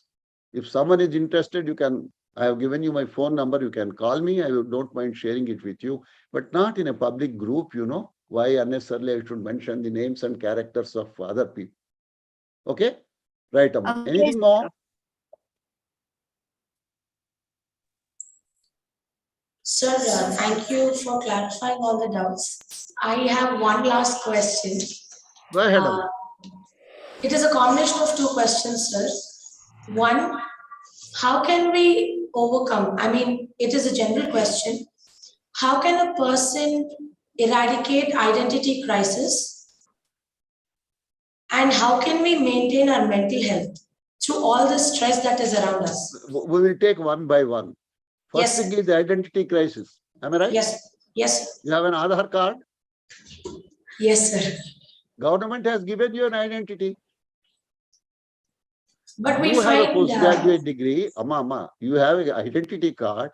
You have a postgraduate degree. You are born in a respectable family. I don't know whether you are married or not. That's not the point. Yes, sir, I am. You have a job. Are you getting my point? Where is the identity crisis? some people would love to have the attention of all the others around them, sir. Naturally, because everybody thinks that he is the center of the universe. Ego. Everybody thinks that the God created the entire world for his exploitation. How can we stop that, sir, or at least reduce it? Amma? How can we reduce it for others people? Now I tell you, broaden your area of magnetic attraction without trying to reduce the attraction ability of others. Yes. For example, if Lord Krishna is there, and if some Arjuna or some other person is standing beside him, who will you look at? You get my point? Yes, sir. Yes, sir. Be such a towering personality of Everest magnitude that all other rocks will become small pebbles. Yes, sir. Your second question? How can we maintain our mental health, both personally and professionally? Be positive, read inspiring material, be a bit spiritual, trust in the Almighty. Be sure that you are created for achieving something in this world. Yes, sir. You are not one of the 700 crores alive in this world. You are yourself. You are Josna. How you can spread light and delight should be your focus. Let your family be happy. Let your students be happy. Let everyone who interacts with you should feel that I would love to spend more time with you. Be positive. Yes, you will be able to create it, Amma. Sure, sir. Thank you so much, sir. Okay. God bless you all. Please try to put something into practice. Thank you once again, Haribabu Sir, for... if I may not interrupt you, one student is eager to ask you one last question. Go ahead, Amma. One last question. Go ahead. No problem. Hello, sir. Yes, please. Hello, sir. I am Monica. Sir, you are My question is not clear. How can I answer an unclear question? I'm so sorry, sir. Sir, can you hear me, sir? Please now repeat and Yes, come a sir. little nearer to that input device. Sir, am I audible? Yes, you are audible. Okay, sir. Sir, you are such an awesome influence speaker. So, what is your foundation to reach such a high position, sir? God has given me time long enough to read, to practice, to preach, to love my subject, to love teaching, and to love my students and love humanity. I think that answers your question. Yes, sir. Thank you, sir. Good. If you have hatred or if you have prejudice, you can never prosper in life. Put love in whatever you are doing, and God will bless you with success. Okay, sir. Thank you. Right, Tali? God bless you. Thank you, Anything sir. else? We do not want to Amma stop. Jyotsna, any other question? Been very happy and satisfying. I would like Hari sir to take over this session. No, 1 second. I have one last point. I see here right from the beginning one small baby's photo. Hello, Hari sir. Nilima. I want to know who is this Akula Nilima. Must be the daughter of some faculty member or someone. Yeah, Will yeah. Akula Nilima speak, please? Nilima, are you? Yeah, 1 minute. Akula Nilima. 1 minute, Joshna. In fact, sir is trying to ask, who is that Akula Nilima? Nilima, are you there? With a little photograph on your... Yes. That was creating curiosity. I think she might not be there. She is not available there at this moment. Yes. No problem, sir. And thank you so much, Viswam sir. You have put in lot of good effort. You are always a role model for us, sir.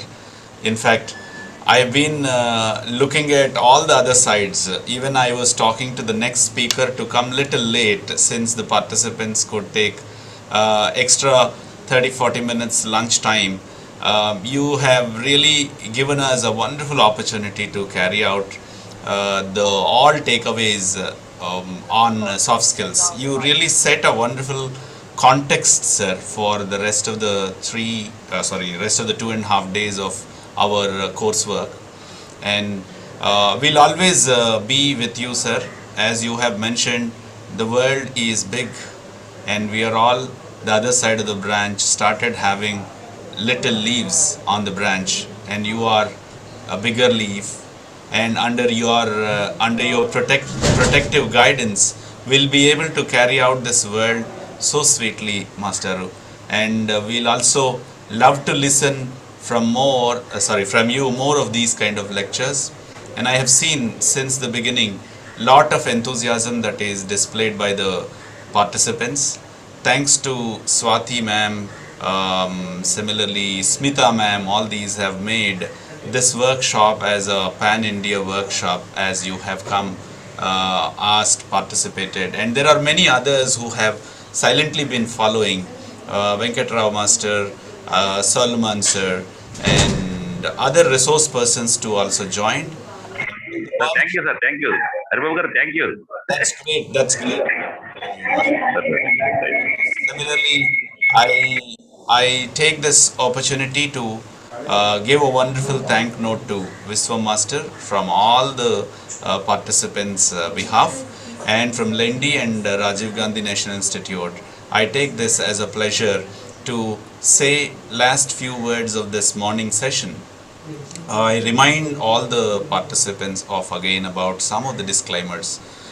Each one of you have to be participatory, and you also have to be inside of the meeting at least for 80% of time, the whole time. And at the end of each day, you'll be also given one little assignment where all the all the sessions summary will be present over there in the name of in the form of objective or long or short answer questions.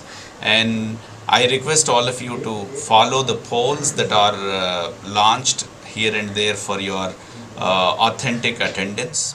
And with this, I take the permission from Viswa Master to wind up the session. Thank you, and we'll be meeting by 2 o'clock. Since it is 1:20, another 40 minutes time is given for you to have lunch, and 2 to 3, 3 to 4, these two sessions will continue. Right, thank you very much, and we'll be meeting you by 2 o'clock in the session. Thank you, Viswa Master. Thank you, sir. Thank you, Vishwan, sir. Thank you so Amma. much. Bye. Good day.